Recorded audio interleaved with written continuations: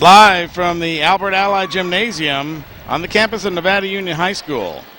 Touchdown Productions, simply the best in high school sports television, is proud to present the Lady Miners Road to Arco Arena. Tonight, in their quest for a second consecutive league title, your defending Metro League champion Nevada Union Lady Miners try to take one back from the McClatchy Lady Lions. And all the basketball actions coming up next on your NorCal Game of the Week.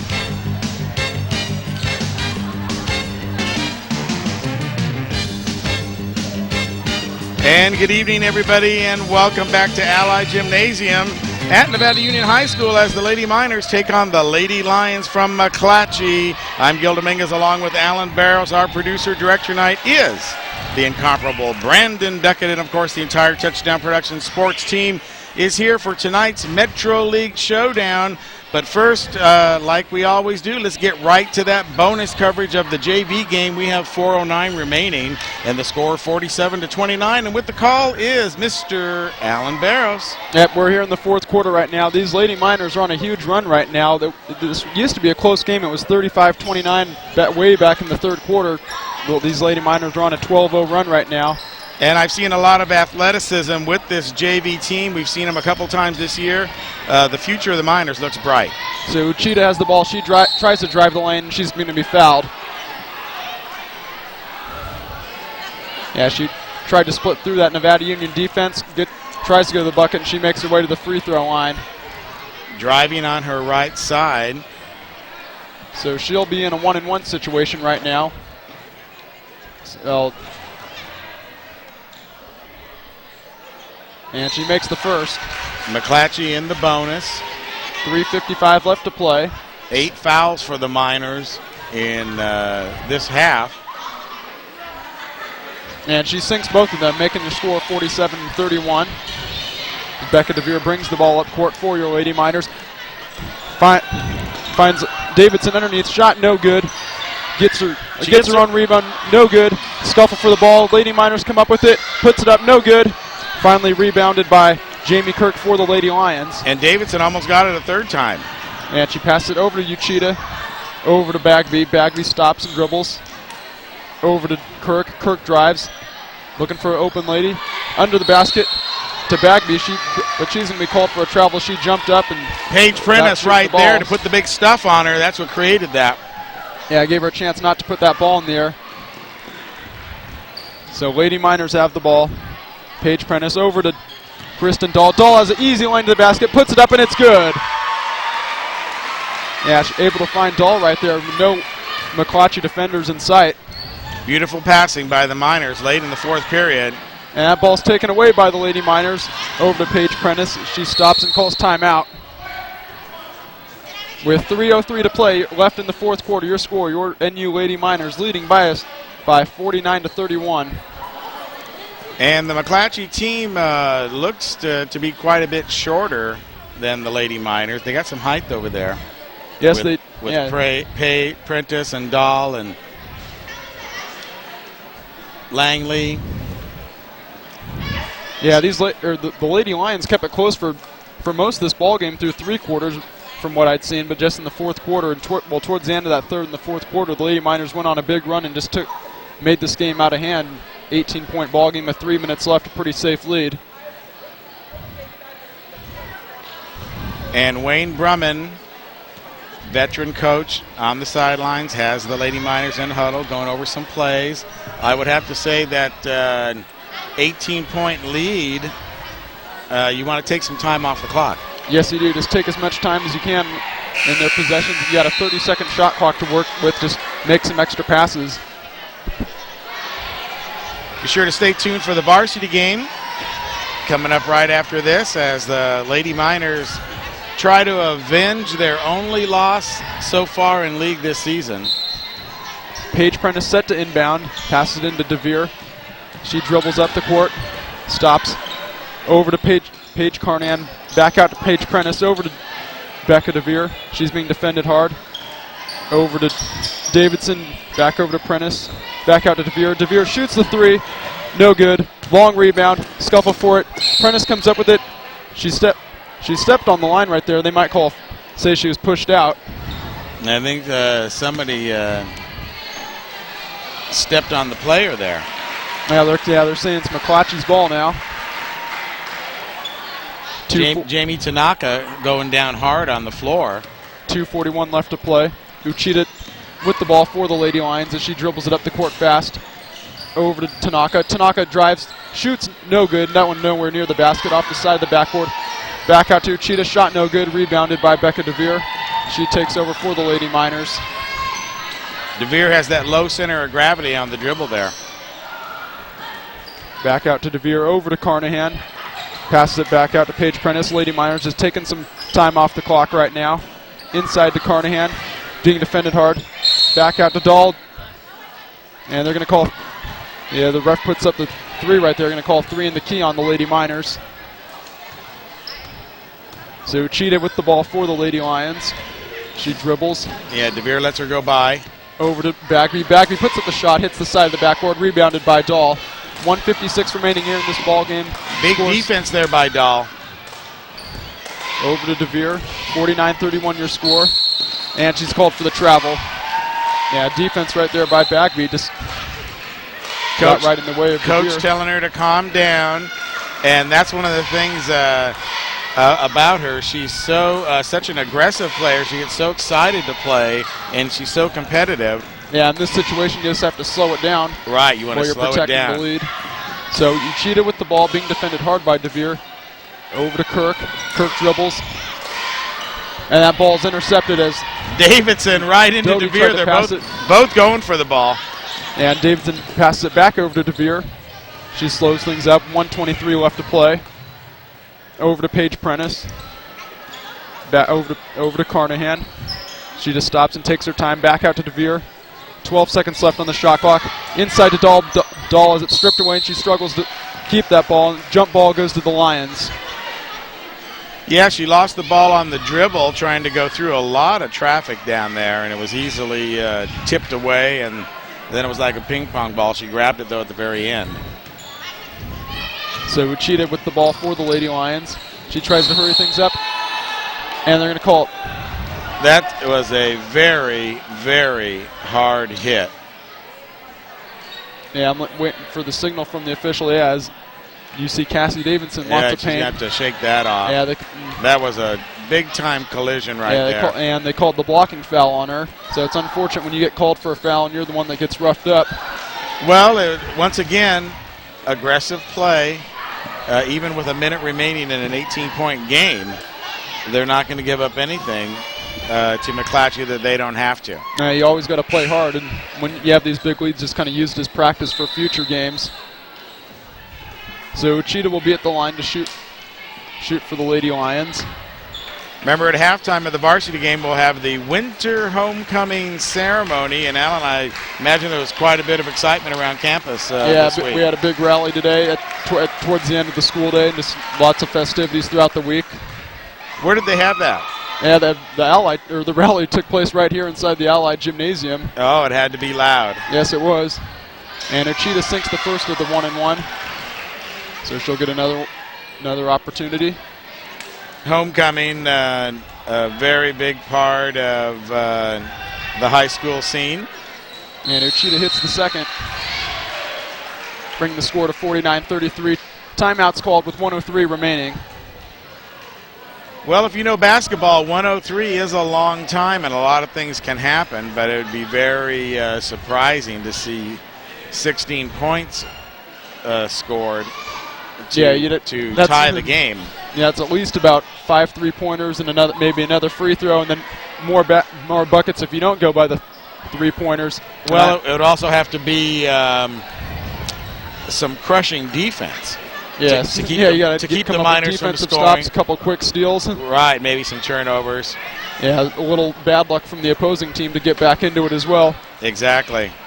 I'm Alan Barros, along with Gil Dominguez, bringing you to this bonus coverage of the junior varsity match before the big varsity match coming up tonight between your Lady Miners and the McClatchy Lady Lions. Yeah, I've enjoyed the bonus coverage this year. Heck, we saw the end of some great games. Yeah, it kind of gets the viewers to see a look of what's in the future for the Lady Miners varsity program. So 1:03 remaining, play ready to resume as Paige Prentice getting set to inbound for your Lady Miners. Into Carnahan, back out over to Prentice. McClatchy putting on the press, over to DeVere. DeVere passed it over to Morgan Mitchell. Morgan dribbles out of traffic. Over to Prentice. Prentice dribbles, back out to Mitchell, over to Becca DeVere. She looks for an open player, back out to Carnahan. Lady Miners is trying to work the clock right now. Back over to Prentice. Prentice dribbles inside, stops, and it looks like they're going to call a foul. So that foul's on Allison Doty for the Lady Lions. Prentice getting set to inbound. 5 left on the shot clock. Into Dahl. Lady Miners need to shoot soon now. Morgan Mitchell puts up the shot, no good. That one doesn't hit the rim, so that'll be a shot clock violation, and the Lady Lions will take over. Just over 30 seconds left to go in this ball game. 49-33 your score in favor of Nevada Union. And I'd have to say the refrigerator door is closing, the butter's chilling, and the eggs are getting cold. And Lady Miners will be called for a foul. Zuchita goes to the ground. 23.8 left to go. Local basketball junkie Rob Hodges in the house tonight, sitting right behind us. We'll see if we can get a word with him later. They just retired his daughter's jersey. Yeah, we were there to see that last week. Over at Forest Lake, nice right? ceremony. And quite an honor to have your jersey retired by any of the schools up here. Yeah, she was the first, I believe, at that school to ever have a number retired. Very first right to have her number retired. So congratulations to Brooke, and we were very privileged to be able to see her play all 4 years. Yeah, she was a great player for that squad. And follow them all the way to their state title that they had in 05. So 22 left to play. DeVere brings up court, 49-35 the score. Morgan Mitchell with the ball now. She's just going to try to run this clock out. Over to DeVere. Back out to Carnahan. Over to Mitchell. Mitchell dribbles back over to DeVere. DeVere has it. She's just wasting time right now, and that's the end of this ball game, folks. Yeah, the referee's unlikely to call any fouls there in the last few seconds. Yeah, if it was a closer game, they'd call it, but the game not in doubt at 49-35, and so the Lady Miners continue to take care of business. I saw these girls a lot during the summer league, and you could tell that they were going to have a great nucleus, and Coach Grumman has just done a great job with them. Second year for him, doing the junior varsity for Duwaine Ganski, and that varsity program is going to benefit as the Lady Miners take the court on homecoming night here at Nevada Union. Not even waiting to take the court. Just as soon as the JV got off, they stormed right onto it. Right, and usually you let the visiting team take the court first, so you have the big crowd applause after they get on the court, but Lady Miners doing it their way as they go into their little tip drill there in front and then huddle up at the center circle. And so now we got dueling center circle huddles. Yeah, you usually don't see the huddles that close together out there. Well, each team wants to have their huddle at the beginning, and sometimes they sing songs and stamp their feet, and that's what makes high school basketball great. Like that freshman game when we were setting up. What a thriller that was, right down to the final second. Yeah, heartbreak for the Lady Miners in that one. It was, but the crowd was delirious when that basket went in and they took the lead for a second. And then when it almost went in for the win, you could just hear everybody erupt and then feel sad because the ball just dribbled right off the rim. Just really exciting here tonight. And we're going to have a few words, of course, from Coach Ganski and talk about the standings and the stats and everything about this game. But first, let's remind you that the NorCal Game of the Week is being underwritten by Liberty Motors. Owner Gary Alkenbrack invites you to both locations of Liberty Motors, to see the latest in automotive technology from Dodge, Chrysler, and Plymouth. And with so many finance options and rebate offers now available, along with a selection of cars, trucks, and 4x4s, Liberty Motors is ready to solve your transportation needs. Hanson Brothers Construction and HPE Rentals.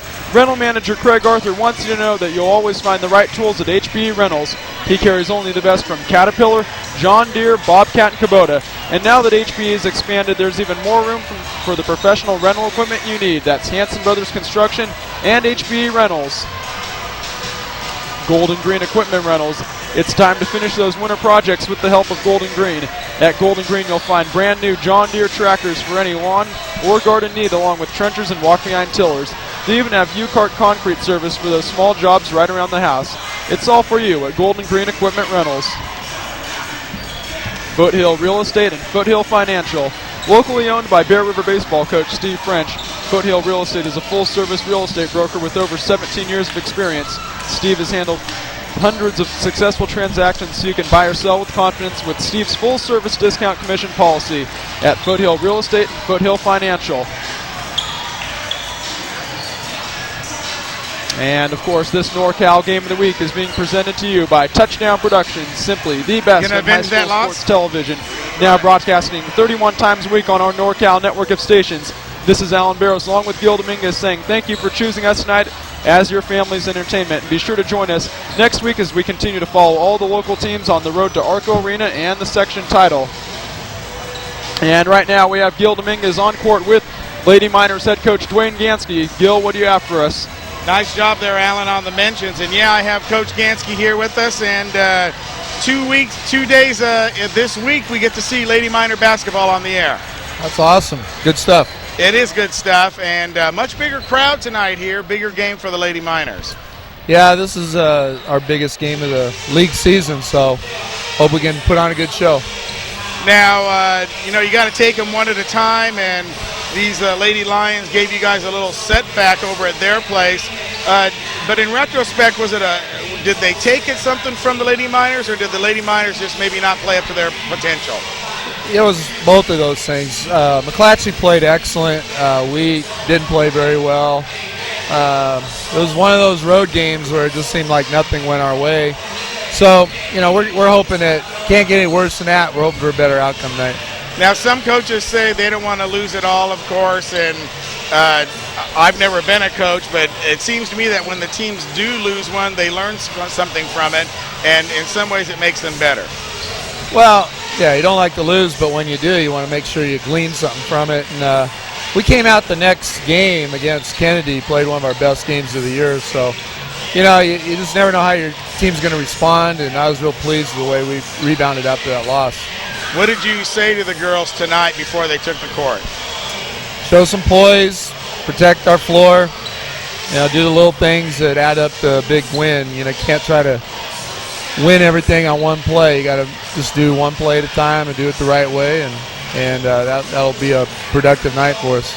So you just want to be in position to win at the end, or do you want to come out early and make a statement? Yeah, we'd love to blow them out, but you can't count on that. You just got to hope you're playing hard and playing well, and if you got a chance at the end to win, that's a good thing. Now, we haven't seen the Lady Lions on the telecast. What can we expect from them? Who should we look for? Well, they play a four-guard offense most of the time. They got a lot of good shooters. Ori, number 14's got 51 threes or so. They do a great job of penetrating, and then their big girl, number 33, Foster, is right there around the basket. If you come off to help on the penetration, they get the ball to her, and she finishes real well. So they're very disciplined, very good ball handling team, good shooters.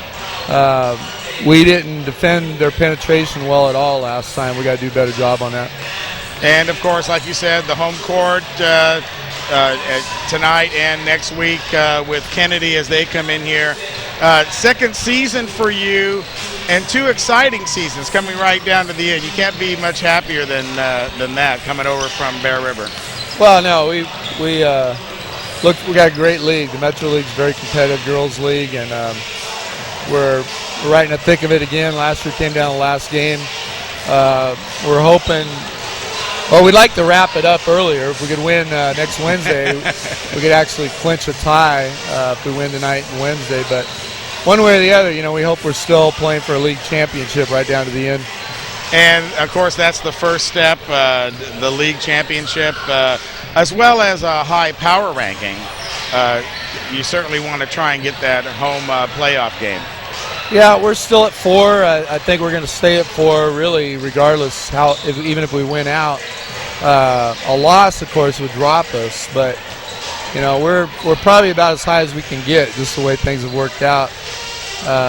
But as long as you finish in the top 8 in Division I, you get a home game. Of course, the higher you get, the easier your second-round opponent, theoretically. So we're hoping to hold on to that 4 spot. Right, because it's if they win, if they get to that home playoff game and win that one, then it's Galt on Saturday, a little away game. You can be sure to tune in. We'll have that game for you as well as the Lady Miners make their move on the league and their move into the playoffs. Duwaine, thanks for joining us here on the Thanks, pregame. Gil. Thanks, Touchdown, for doing our games. All righty, Duwaine Ganski there. And Alan, I was telling him that he was going to see a little bit more of us when he made the move over from Bear River to Nevada Union, because we do a lot of Division I games. And I believe with the 2 playoff games that we have planned, that'll be 8 Lady Minor games so far this year. So lots of great coverage for them. Let's get ready and throw it back to you. Thank that second set of underwriters. We'll take a look at some standings and get ready for some homecoming basketball here as the Lady Miners take on the Lady Lions from McClatchy on your NorCal Game of the Week. And we'd like to remind you that this NorCal Game of the Week is being underwritten tonight by Greg Segezi, Nevada County Realtor. Nevada County is Greg Segezi's neighborhood, and he knows Nevada County like only a 6th-generation resident can. Now that he's teamed up with ERA Cornerstone Realty Group, he can bring his knowledge and experience to work for you. From bare land to commercial properties, Greg knows how to get. Greg Segezi, Nevada County Realtor. Tripp's Auto Body and Paint Shop. Accidents do happen, and that's why the Tripp brothers, David, Todd, and Daryl, specialize in collision repair and work with your insurance company to get you back on the road quickly. The Tripp brothers have been your friends and neighbors for many years, so let them show you the difference customer service makes at Tripp's Auto Body and Paint Shop. Plaza Tire and Auto Service. Plaza Tire is the official automotive repair facility of the Game of the Week. The guys at Plaza always keep the Commander up and running so you don't miss a single game. So when the Commander is down, they're sure to get her in and out in a hurry, and the pros at Plaza Tire can get you in and out of a hurry as well. Plaza Tire and Auto Service. Professional auto repair done on your schedule, not theirs.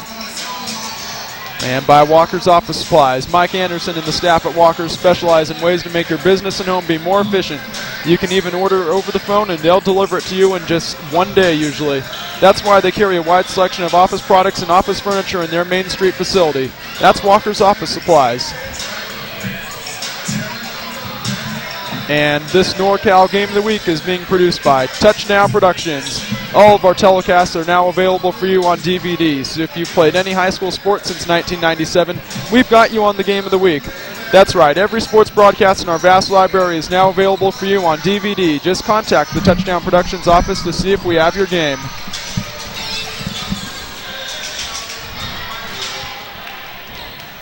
So look at the some statistics here, Alan. A lot of different ways you can look at it. One is the team matchup between tonight's Nevada Union and McClatchy. Both teams are over the state average in scoring, with Nevada Union averaging 54 points a game and McClatchy 52.9. And rebounds, they're both teams are a little bit below the state average. Nevada Union state average is 28.5. Nevada Union's only averaging about 26.1 a game. McClatchy just a tad bit below the state average at 28.2 per game. Yeah, so a little bit of lead there for McClatchy on the rebounds. And assist, McClatchy way out in front, 14 assists a game versus 10.5. But let's take a look at those standings right now, and we can see that it's a tight race here in the Metro League. Nevada Union 8-1, Kennedy 8-1, McClatchy 8-2. So McClatchy, the only blemish on that Nevada Union score right there. Yeah, so we got a 3-team race right now, and then, of course, Nevada Union beat Kennedy earlier this year, so if they are able to beat McClatchy and Kennedy, that'll be huge, and they'll pretty much wrap up the league title for them. But it's all coming down to this last week, and, of course, they'll travel to Yuba City for that final game, but theoretically, the number 1 team is going to beat the number 4 team in Yuba City. So that's why it's important. That's why it's championship week here on your Game of the Week, and we will be bringing you as many playoff games as we can during the month of March. So you want to be sure to tune in. We're going to have our own little March Madness, so to speak. We'll be doing 5 games that first playoff week, including 2 times with the Lady Miners, once with the Miners, and then we'll see who's going to round out the other schedule. It's possible we could even do a Placer game. They had a tremendous victory last night over Del Oro, so congratulations to Tony Camalucci and his girls as they beat Del Oro. They lost to Del Oro over at their place, and now can have a share of that Sierra Foothill League title, and we'll take a look at that later when we see the standings for that league. Yeah, lots of good basketball action in the Foothills. Pretty much every team that we cover is in the playoff, would be in the playoffs if the season ended today. There's a lot of teams that are going to be going. Virtually every team. Bear River boys might even get a home game. So that would be something that hasn't happened in a number of years. So that's a possibility for us to carry that. Of course, Colfax is the number 1 seed in both boys and girls in Division 4. So you got to expect that they're going to be making an appearance over at Arco Arena. Oh yeah, we've seen both of those teams this year, Colfax boys and girls, and they both looked at pretty high-powered squads. The boys were particularly impressive, up and down the court, very quick, and when they turned it on, it stayed turned on. Yeah, we saw them face off against Bear River, and that game wasn't even close. It was about a 25-point ball game. And that's what they've been beating people by all season, is by that margin. So expect to see them. Of course, the games at Arco Arena are March 3rd and 4th. So you want to put that on your calendar. Try and go out and support whatever teams from the Foothills make it that far, because it certainly is quite an accomplishment to be the top 2 teams in the section and get to play where they play the big basketball. And the way things have been going this year, it looks like there may be 2 or 3 multiple Foothill teams that'll be at Arco Arena this year. Well, we've been there before when there's been multiple teams. Colfax 2 years ago won, both boys and girls, and Forest Lake won at the same time. So we had 3 teams there that year. Several years ago, the minor boys played their semifinal game at Arco, and so did the Lady Miners, play for the section title. So we've been there just about with every team, and it's always fun, always exciting, always some great basketball for the fans and for our community as the Foothills takes on Sacramento and the Sac Joaquin section. But right now we're getting ready for some player introductions, and our house announcer, Dennis Sicily, has the mic, and looks like he has a guest singer there for the national anthem as well. Duckett, you can use this other handheld microphone for more ambient sound if you desire. I will put it in front of the table, and it's all yours if you need it. Ladies and gentlemen, good evening and welcome to Nevada Union's Allied Gymnasium, the big house and home of your Nevada Union Lady Miners. And they're calling it the Big House now, so I like that little new name for Allied Gymnasium, as both boys and girls now play in the Ally. And it's really a big crowd tonight. I'm not sure whether the West Gym could have handled a crowd like this. It would have been wall to wall.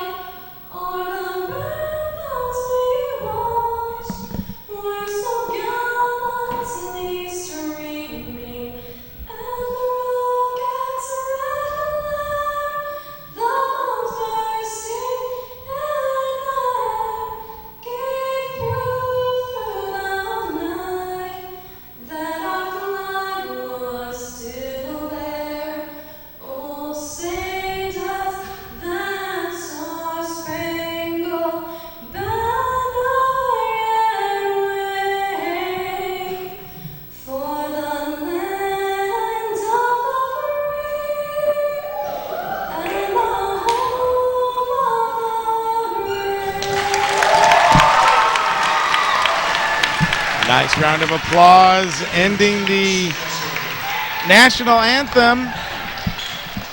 And speaking of national anthems, we now live in a post-RC world. RC Cameron off to the Navy. And it seems kind of strange to not have RC around, huh? Yeah, he'll be missed definitely here at Touchdown Productions. Especially for the setup. As we get ready to introduce the players right there. Number 14 is Courtney Horry.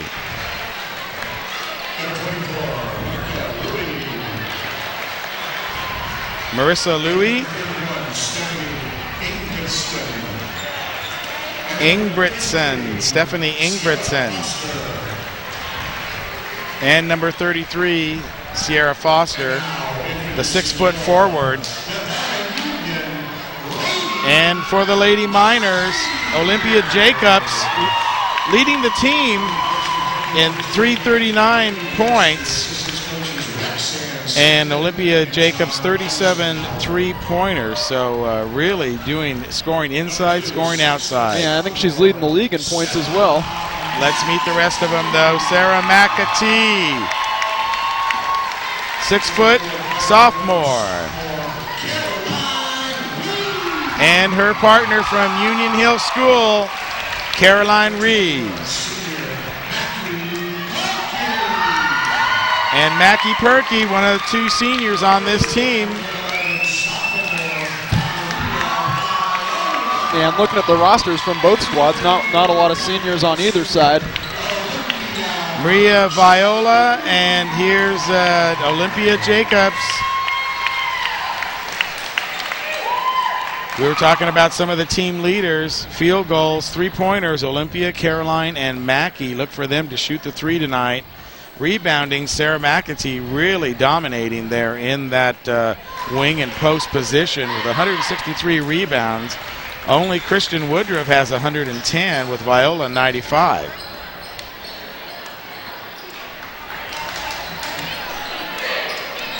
So we're all ready to bring you some Lady Miner basketball action. Glad you're joining us here on your NorCal Game of the Week.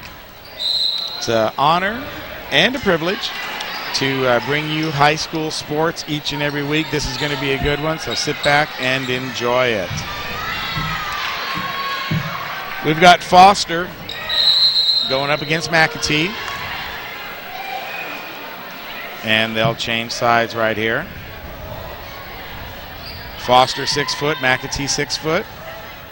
See how the ball's tossed. And who gets a little bit better jump here. And we've got basketball on the air. Ball goes out to Louie. Out to the outside to Horry. She'll pass down low. Block it inside, but there's McAtee tipping it away. Yeah, using that size right there, the long arms, to get in the way of that passing lane. Well, she clogs up that middle real well. There she did again, even on the inbound pass. So trying to run a little backdoor play to Foster. And the Lady Miners, they know that they've got something to prove tonight. They didn't like losing to these girls the first time, and now things are much more on the line. And homecoming night, you always put up your best effort as well. Well, that's true also. Ball comes into Louie. She dribbles down inside. Big block there, though, by Viola. Here's the pass all the way. Jacobs, she scores! Olympia Jacobs coming on the outside, and Reeves saw her, got the ball over there. 2 points, Lady Miners.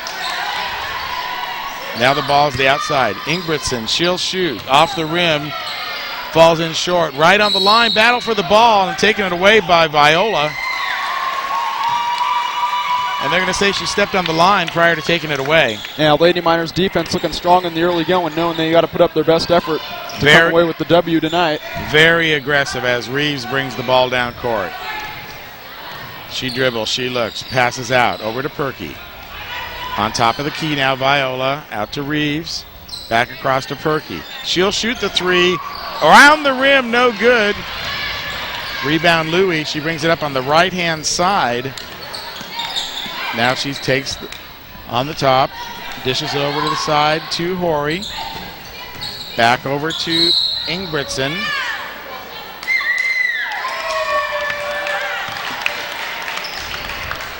Turnover, McClatchy. So McClatchy not able to do very much. And even though the score is 2-0, Alan, I think the Miners putting on a display of energy, especially on the defensive side. Yes, they are. They're doing everything to frustrate this McClatchy offense as Louis called for the offensive foul that last possession. So Reeves now, she'll bring it around. Perky down inside to Viola. Turn around, a little 12-footer, no good.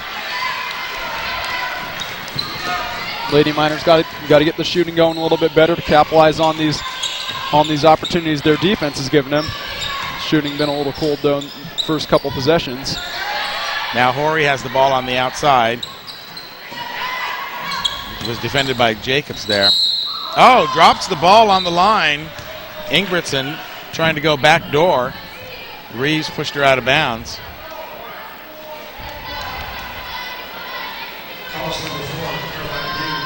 Early in the first period, 6:07 remaining, 2-0. Real defensive game so far.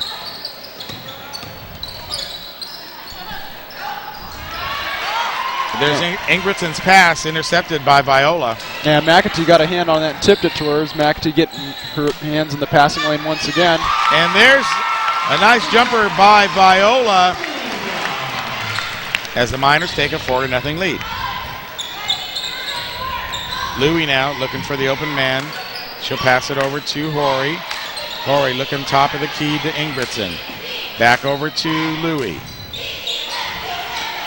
There's a pass. I don't think it was meant for Ingebrigtsen, but she caught it.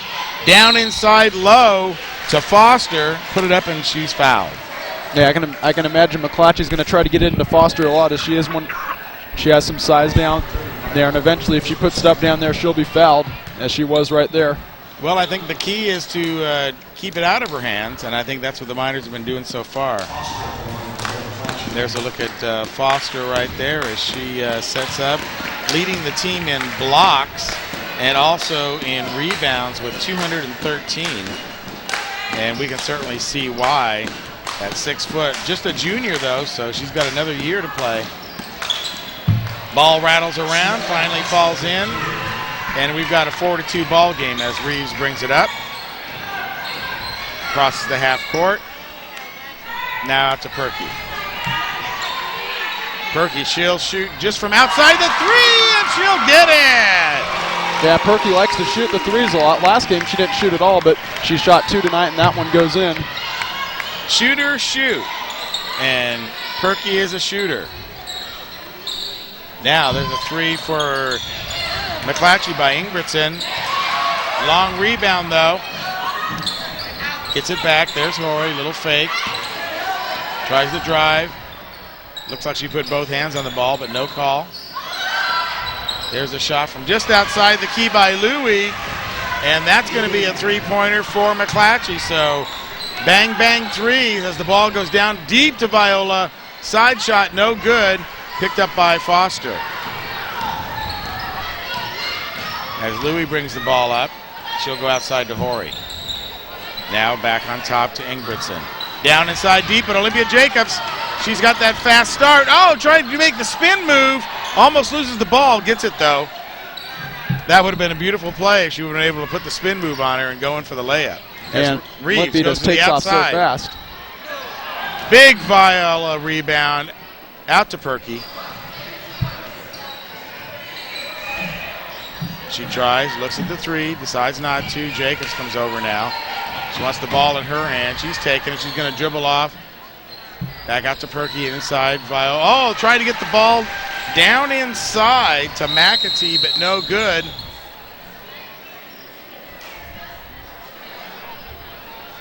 And we're going to have an officials timeout. And McClatchy's starting to put on some defensive energy as well to match the Lady Miners. Well, you're coming into their house, and they know it's homecoming as well. You already beat them once, so you want to go out there and maintain that psychological battle that you had over at your house. The referee's discussing something right now. They didn't like something. I saw one of them was limping maybe. Yeah, I think there was an official's timeout that was called. Right, it was.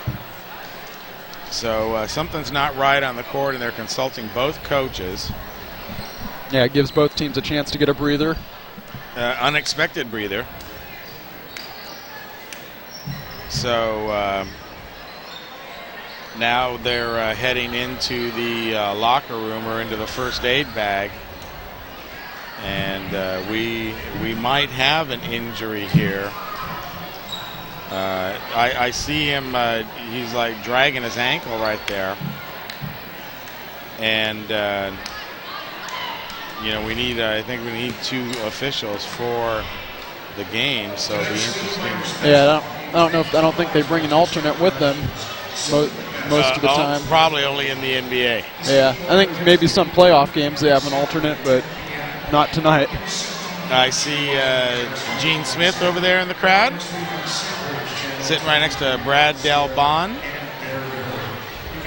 the defensive guru for the Miners. Yeah, film specialist as well. Does a great job cutting up the film for us every week. And so they're taking in the game tonight here on Homecoming. Stacy Hicklin up there talking to Louise McFadden. So plenty of familiar faces here in the crowd, as you might expect for homecoming night. Got the Murph over there on the far sidelines. Athletic Director Steve Pilcher's in the house. You know, he's just everywhere. Yeah, well, of course, it's an athletic event. He'll be there. He'll be there, that's right. So they're bringing the ice out, and as we were saying, you know, there's some injury going down. I don't see where the ice is being applied, though, but I think it's going to be on his ankle. He gave it back. Well, maybe he's going to try and gut it out. But unfortunate to stop the momentum of the game, though, Alan. Well, the Lady Miners had a lead, but the last couple possessions, McClatchy was able to come up with some defensive stops. They hit that 3 as well, made it a tighter ball game. It looked like McClatchy the momentum was starting to shift their way. Right, but then, you know, Horry's not going to allow that to happen, and she pops a big 3 herself, and McClatchy right back into it, 7-5. As Lady Miners and the McClatchy Lady Lions sitting on the bench right now, kind of cooling their heels in this unexpected officials timeout, injury timeout. And as soon as we get some more information on it, we'll be able to give it to you. Maybe why don't you run over there and find out exactly what the problem is. We're going to send over our intrepid reporter Alan Barros to go cross court and find out what's going on with everybody, but I think it's his ankle, and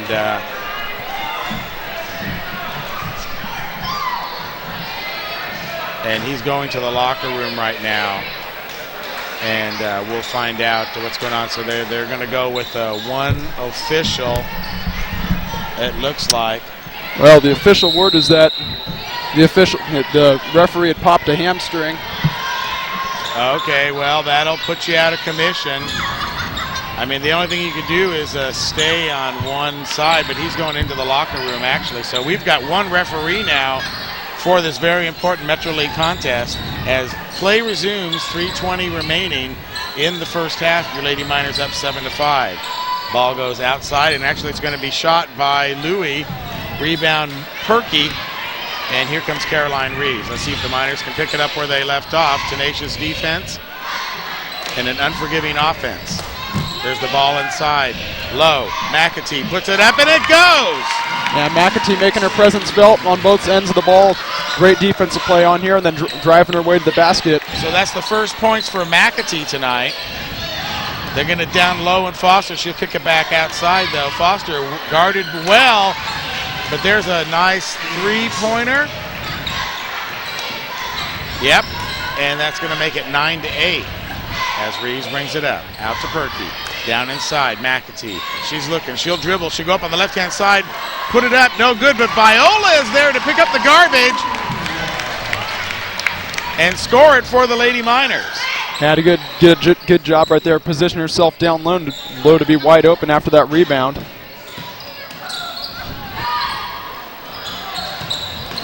Rebound Horry, she's underneath. You know she's going to put it up. She does, but there's McClatchy, can't get the ball. Ball squirts away, kicks it back out. Now they'll reset. Veronica, no good. And the ball goes to Reeves. And timeout right now. Ganski calling, screaming for timeout all the way over across the way. Finally, the referee hears him. And tight ball game, and just like I was expecting, the momentum certainly wasn't what we saw in the first 5 minutes. Well, yeah, when you have such a lengthy break like that, the momentum from both sides kind of pretty much dies, and it's like starting over from scratch, like as if the game were starting over again. So we'll see if that's going to be a factor in this first period as they get their rhythm back. There was a tenacious game there for the first several minutes. Both sides on defense playing spirited basketball. As McAtee gets set to take the ball out, she'll bring it out to Reeves. Reeves steps on the big minor on her way across the floor. Out to Reeves. She's going to put it up for three. No good. Big rebound, but over the top is McAtee, and she'll push the ball out of bounds. So McClatchy will take over, but no chance for a fast break as Ingebrigtsen brings the ball in to Louie. She'll dribble out to the outside, out to Horry. Horry, look, swings right, goes right. There's Ingebrigtsen. Back over to Louie. Louie now. Bounce pass broken up, though, by Jacobs just slightly. Pick up the ball, though. Now here's a shot by Horry. No good. Rebound, though, by Hiranka. Hiranka now with the ball going against Jacobs. Body slamming her over there. Down inside now for Foster. Oh, and it's a big stuff by McAtee. Ball comes down into Foster, but that's the way you got to play it, Alan. Yeah, excellent job by McAtee right there to get down those. McClatchy had done a good job with the ball movement, just patiently running their offense until they can get it down low to Foster. And McAtee comes in right there to get the stuff on. And unfortunately, though, for Sarah McAtee, they're saying she made some contact. Yeah, but you want to make her earn it at the line, as we see right here. The ball finally goes into Foster. Shot clock running down. She gets it, but it's a little bit of a long pass. That gives McAtee time to get over there. Big stuff. Look at that. It was all ball. Yeah, that's what I thought when I saw it originally, too. It was all ball. I didn't see the contact with Foster's body there. And that's the way to send a message to Foster and the McClatchy Lions that the Lady Miners aren't going to be putting up with that in their house. Players coming in now. And here comes Kayleen Clark, little spark plug in for Viola. First player off the bench, little 5'5" guard. She makes it happen out there, though, as she brings the ball up. Now it's out to Perky. Down inside to Reeves. Kicks it out to Jacobs. There's Kayleen. She looks at a three. Goes back over to Jacobs, though. She'll take the three. Oh, off the front of the rim, no good. Here comes Lee now for the Lady Lions. Lee outside to Horry. Back outside to Lee. A little bit of a penetration there, trying to look for Foster. Foster's all bottled up by McAtee. Total denial going on in the center. There's McAtee right there, tipping the ball away. Nope. That's about the 5th time she's gotten her hand in that passing lane tonight. Well, she's just on her like a blanket and not letting her get anything. It's going to be real tough for them to get the ball into Foster tonight. Foster goes to the outside, now takes the inbound pass. She gets that one. Horry penetrates. Perky there to block the shot. There's Lee with the shot clock going down. No violation, though. McClatchy gets a fresh 30. Out to Lee. Lee yo-yos up and down. She looks left, comes left, waves the team across. She's moving left now, waving left. Nobody's moving, though. There goes Horanka out in the corner. They pass the ball over to her. Back over to Lee. Lee will penetrate now, stopped by Jacobs. Give the ball out to Horry for a three-pointer, no good. Rebound will be Reeves, and that's going to be the end of the first period. Woo! We got some basketball going on there, Alan. Yes, we do. A little bit of an unusual first period of play right there with the with the lengthy break that kind of stopped the flow of this ball game, but we got a tight one on our hands, as you'd expect, as both of these teams are fighting for the Metro Conference title. Yep, just what you would expect, 11-10 in a aggressive first period, but also one where play was stopped for several minutes while the official tried to attend to his leg and not going to really be able to come back from that, I don't think. Well, we have two officials back out on the court now. Well, anytime you pull your hamstring or it gets tight like that where it might pop, we didn't really know what the extent of the injury was. He's right in front of us, and maybe we can find out what happened to his leg. You want to get the cables tied up. He's talking to one of the fans right here.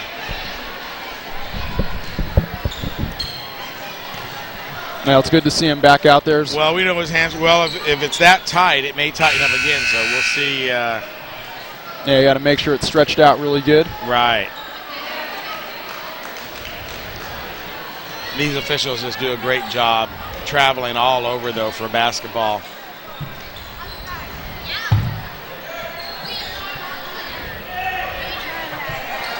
As McClatchy gets set to bring it in for the second period, and play is resumed right now with Kai Ling bringing it up out to Jacobs. Long cross-court pass over to Kai Ling. McClatchy puts it in and she's fouled. So Reeves putting the ball up, no good. McClatchy just on the other side gets the rebound, puts it up, and she's fouled. Yeah, McClatchy's definitely came to play tonight. Well, she's got a tough assignment on Foster. And she's handling it extremely well, though, in the early going. As she sets for the free throw, and it's good. So Lee brings the ball up now, 14-10 in favor of the Lady Miners. As Lee moves over to the left-hand side, she's looking for somebody. She's going to try and beat Perky on the inside. No go there, though. Haranka gets the ball now, back over to Lee. Kick it out to the outside, and Caroline Reeves is the big wall of defense out there. They finally kick it out to Haranka, but no go. Fast break, Jacobs. Oh, beautiful move by Lee to get in her way and stop that easy layup.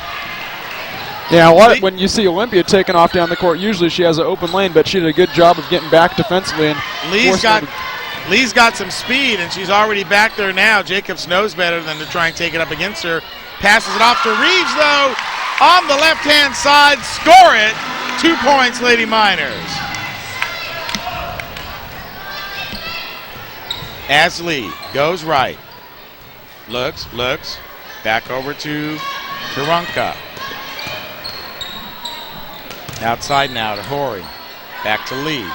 She's looking for Foster. Oh, a little bit of, too deep under the basket, though. She can't put it up, so good play anyway by McClatchy. McClatchy left her alone just for a second. They got that ball into her, but it was too deep under the glass, and she had no shot. And again, that defense of the Lady Miners doing a great job just disrupting the flow of this McClatchy Lady Lions offense.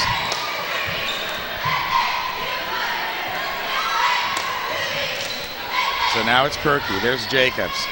Outside to Kayleen. Little scramble for the ball there underneath. Reeves gets it, tries to push it away, but they're going to call it a jump ball. Possession arrow in favor of the guest. Yeah, it was a good idea by McClatchy to try to give it off to Reeves as she saw Reeves going towards the basket, but McClatchy did a good job right there as both defenders collapsed right down on her to stop pass from going through. Ingebrigtsen comes back in now. She's going to get the ball to Louie. So subs do their job for McClatchy, keeping it close. 16-12 is your score, second period. Shot, no good. High rebound. Oh! Tries to go up and pass the ball, but she's stuffed there. McClatchy. Okay, here's Clark now. Clark will take it over to Perky. Looks down low. on the outside. Jacobs all the way across for Clark. She'll go for the three-pointer. Wide open, no good. Rebound, though, out to Reeves. Rattles around, no good, but Reeves crashes on top of everybody for her own rebound. Good hustle. Out to Clark now. Slow it down. Perky down inside to Reeves. Arm fake. Over to McClatchy. She puts it out to Clark. Thinks about the three. Dribbles, no good. Perky, shot clock at 10. Reeves out to Clark. She'll put it up from three again. In and out, no good. Took up a lot of time there, but no points for the Miners. Yeah, really patient moving the ball. Unfortunately, that ball, heartbreak right there as it rimmed in and out. Rory now going up against Jacobs. And Olympia putting the pressure on there, knocking the ball out of bounds. Ingebrigtsen will throw the ball in for McClatchy. She brings it to Louie. Louie over to Horry. Horry looks right, over to Louie again. Oh, tipped by Jacobs. She recognized that and saw it coming all the way. Tries to use her speed and gets fouled by Veronica. Yeah, Olympia would she jetted off right there, and then McClatchy, all they were able to do was foul to get in the way of her putting up a shot and making her earn it now at the free throw stripe. Beautiful anticipation by Jacobs on the steal. And this McClatchy team very fast. Jacobs put on a burst of speed at the end. We'll see it here. There's the pass. Yeah, here she comes right into the lane, taking that pass right away. Look, she has an open lane to the basket. And then you see number 24, that's Louie, getting right in her way and preventing her from putting up the shot. Yeah, Louie was actually sagging back there for a while, and then she just had to move laterally to come across and commit the foul. Well, like you said, we've seen, especially the last game against Grant, Jacobs really was a closer on all of those fast breaks. And yeah, she had about five of those last games. She was putting on a clinic on taking the ball down, stealing it, and going coast to coast with that shot of hers. And tonight, McClatchy, a combination, I think, of sagging back and a little bit faster team than Grant, able to get down court and get in her way. But that hasn't stopped her, though. Yeah, McClatchy has done a good job on the defensive end to stop her. So 17-12 is the score. Jacobs goes to the line. Gil Dominguez and Alan Barros bringing you tonight's coverage of Lady Miner basketball as they go for their second consecutive Metro League title under the tutelage of Duwaine Ganski. Ball goes off the heel of the rim, no good. Rebound McClatchy. Bringing the ball up is Ingebrigtsen. She'll pass over to Louie. Louie calls for play number 2. Outside there is Horry. She'll take the ball. Down inside now to Foster, puts it up, got away from McClatchy there just for a second. Yeah, I went right behind McClatchy and they were able to get a wide open look at the bucket. Well, that's going to happen, you know. Occasionally she is. If you can mitigate that a little bit, then you're going to have success. There's the ball in over to Wardell. Now back to Wardell. Out to Clark. She pauses, she looks. Jacobs. No, down inside alone is McClatchy. She puts it up with the left hand over Foster. Kind of used her right arm to just shield Foster off a little bit. Nice left-hand hook by McClatchy. And a great bulk of the Lady Miners' offensive success has come by getting the ball down low. Rebound McClatchy here after a shot by Horry that was no good. Clark crosses the line, sets up the offense. Swings it outside to Jacobs. Wardell underneath, and Jacobs thought that she was going on a cutter. Threw the ball over there. So nice heads-up play by Jacobs as she's looking for the cutter. Wardell makes a move into there. Yeah, she just kind of stopped right when Foster just trying to was reposition herself. So Louie brings up the ball. Outside to Horry. Swings it left. Looks. Working against Wardell. Now outside. Well, top of the key now over to Hanukkah. I think I've called her every name tonight. There's a shot by Ingebrigtsen. No good. Picked up by Wardell. Loses the ball on the dribble. But they're going to call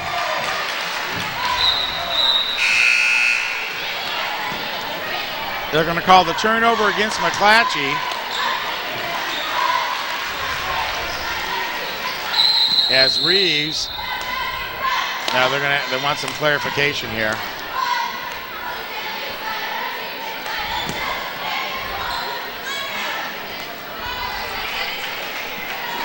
And Harvey Tahara gets his clarification that he needs, and the game goes on. Clark bounces it over to Wardell. She's over the three-point line, puts it in though. No good. McClatchy comes down, tries to set it up. There's Louie. She'll go left. She's going against Jacobs. She's not going to go far. Kicks it outside. Back over to Louie on top. Jacobs right there all over her like a blanket. Yeah, she's going to pick up that foul, though. Unfortunately, she wasn't able. She kind of leaned in too far and was unable to pull back in time. Well, the aggressive play of the Lady Miners continues on here at defense in the 19-14 game. And, you know, it's paid off, allowing only 14 points throughout late here in the first half. Louie gets the ball over to Horry. Ball drops out of bounds. They're going to call it tipped by Wardell. Okay, ball comes in to Horyanica.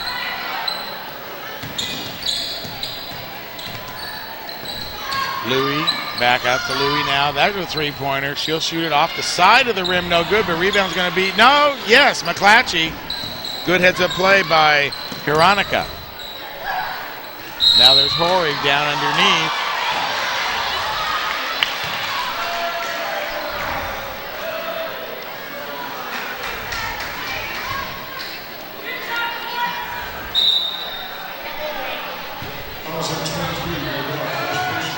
So foul on Wardell. First personal. 5 fouls for the Miners. The non-shooting variety, and Ingebrigtsen will bring in the ball. Takes it outside to Foster, who leaves the center right now for the time being. Horyanica now. Foster shielding right there, tries to run the base play over to Horry, puts it up, no good. Jacobs looking down court, nobody there. She'll have to slow it up. And tried to stop. And then slowly put that right foot in front of the left foot like nobody could tell. Yeah, the call took a little while right there, as you saw it. Because she did it so slowly. Yeah, you saw McClatchy head coach Harvey Tahara right there screaming for that to be called. So good stopping of the fast break there by McClatchy creates that turnover by Jacobs. Now Horyanica has the ball. Over to Ingebrigtsen now. She'll take a three-pointer. Short, front of the rim, no good. Rebound is Woodruff. Now they got a fast break, no numbers, but they have Jacobs. She puts it up, no good. Rebound is by Wardell. She puts it up and she's fouled. So 11-10 was your first quarter score. And Lady Miners holding the Lady Lions only 4 points here this quarter. And, you know, for as aggressive as the play's been on defense, the fouls have been, you know, they haven't been too high, really. As Wardell shoots her first one, it goes off the back of the rim. Off to the right, no good. She can make it 20-14 here. And she does.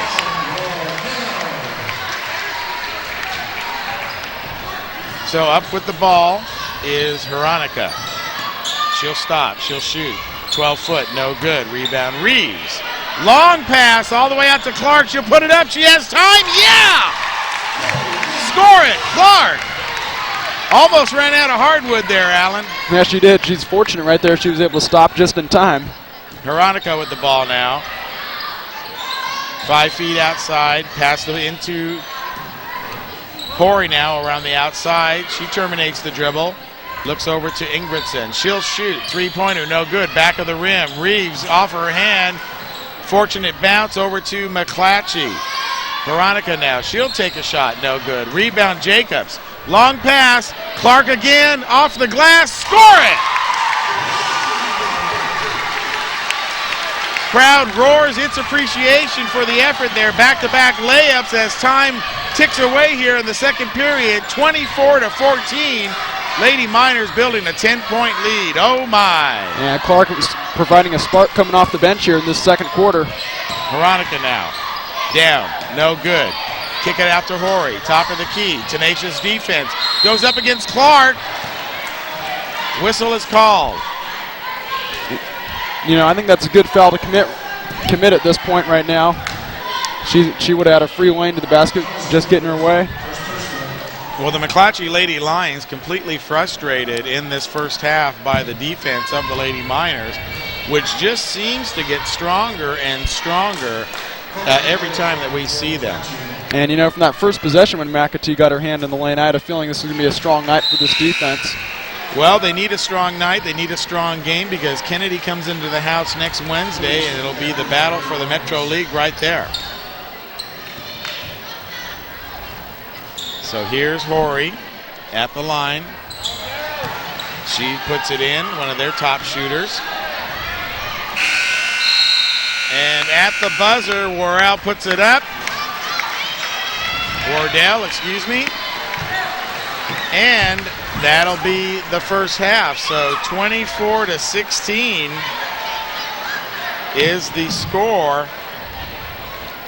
And that's 13 points for the Miners and 6 points for McClatchy. So after an 11-10 first half, first period, close one, Lady Miners pull ahead and almost, actually they do, they more than double the score of the McClatchy Lady Lions in the second period. Yeah, they got a big lead towards the end. It was double digits at one point just a few moments ago. And so, as we were telling you, it's halftime here at the winter homecoming as they start to roll out the red carpet. And before we get to all of the ceremonies that are going to be here tonight, we'll find out who is the new queen for the winter home. Are you going to the dance? Yes, I am. There you go. It's tomorrow night over at Vets Hall. The Vets Hall. Down in downtown Grass Valley. But before the ceremonies, like I said, we'll thank the underwriters that are bringing you tonight's show and for your basketball season. And, of course, we're talking about Liberty Motors. Liberty Motors is the place to turn for all of your transportation needs. That's why Liberty Motors is the diesel depot for all of Northern California. And GM Ernie Shoemaker wants you to know that with over 30 Dodge Ram trucks on display, Liberty Motors has the truck you need with the accessories that you want over at Liberty Motors. Hanson Brothers Construction and HBE Rentals. Hanson Brothers Construction has years of experience in the construction industry, and they're one of the area's largest. Jeff Hanson and his crew are always ready to help you, whether you're cutting a road or clearing a house pad. Hanson Brothers Construction and HBE Rentals, helping to build a better Nevada County, one project at a time. And by Golden Green Equipment Rentals. Golden Green is a complete rental service center in Grass Valley for both homeowners and contractors. They're open 7 days a week because they know your work never stops. They also have a newly remodeled rental center complete with many products you need like gloves, earplugs, shovels, and straps, and it's all at Golden Green Equipment Rentals. Foothill Real Estate and Foothill Financial. Bear River baseball coach Steve French is the owner of Foothill Financial, a full-service mortgage lender with rates that are always guaranteed. Steve knows all the wholesale lenders, and that's why they'll find you the best rate on every type of loan, from construction to home equity at Foothill Real Estate and Foothill Financial. And, of course, by Touchdown Productions, simply the best in high school sports television, and tonight, the best in winter homecoming coverage as we turn our attention over to the PA announcer. And here they are, the 2006 Winter Homecoming Court. Yeah, it's Sam Cartan right now coming out with her dad.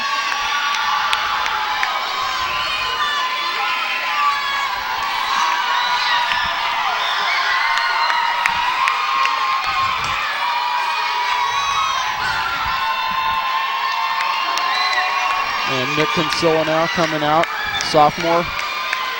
So the sophomore princess.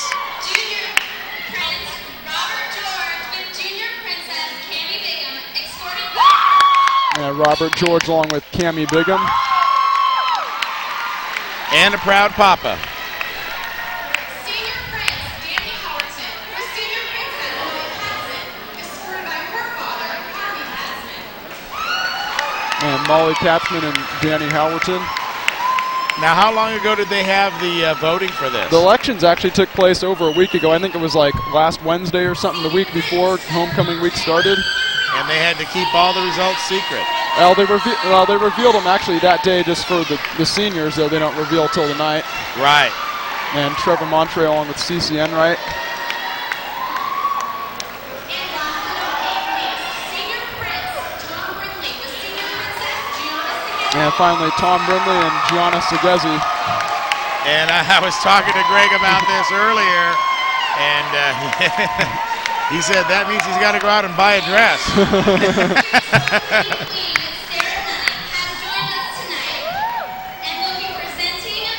And here comes last year's homecoming queen.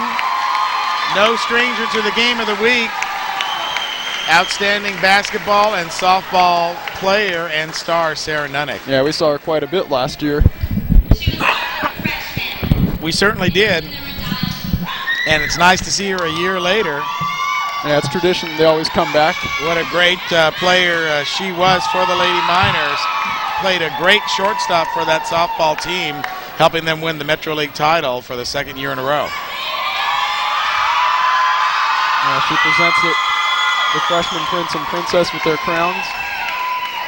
And this is all part of the great school spirit, I think, that we see no matter what school we go to. Yeah, it's just pretty much a tradition that's going on for years. All part of the high school experience, and that's what makes covering these games really so much fun. They just recycle those kids every year, I think.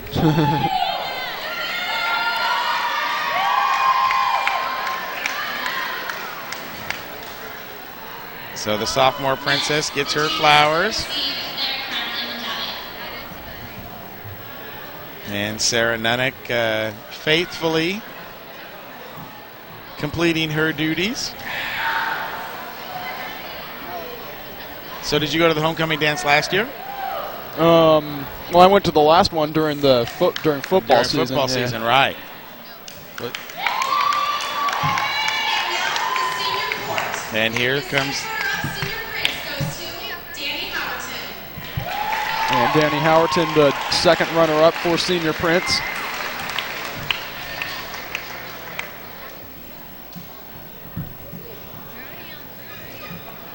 As Sarah goes over to get his award and puts it around his neck. Senior Princess goes to Molly Katzman. And Molly Katzman, the second runner-up princess this year. So that makes the tension building then.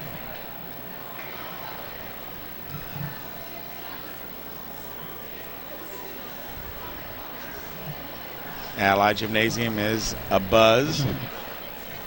A lot of photographers down there on the floor competing with Chris Glass for the best shots. Although I think with 3 cameras we got him beat. And Trevor Montre for the runner-up prince. And so that means the king Will be Tom Brindley. will be Tom Brindley. And I've known Tom for about 6 years now, since I'd moved up here. So Tom Brindley and then Andrew Jackson from the fall. Yep. And CC Enright, the first runner-up princess. So that means that Segesi is going to be the queen. Gianna Segesi and Tom Brindley. But we'll wait for the official award here. I'm going to go out on a limb, though, and predict those two. And your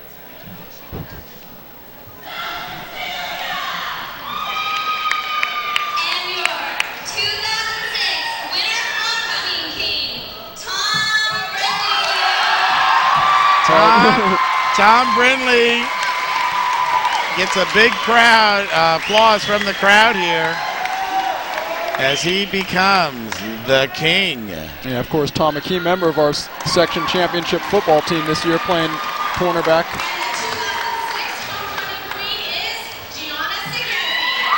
And Gianna Segezi, who upon hearing of her nomination, Greg was telling me, said she didn't know if she was queen material or princess material, but obviously she is and was elected, and congratulations to her. Look at how proud Greg is back there. I think he's going to tear up. Congratulations to all. And congratulations, both of them, Tom Brindley and Gianna Segezi.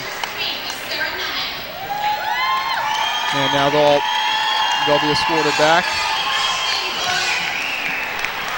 As Sarah Nunnick makes the long walk back down the red carpet.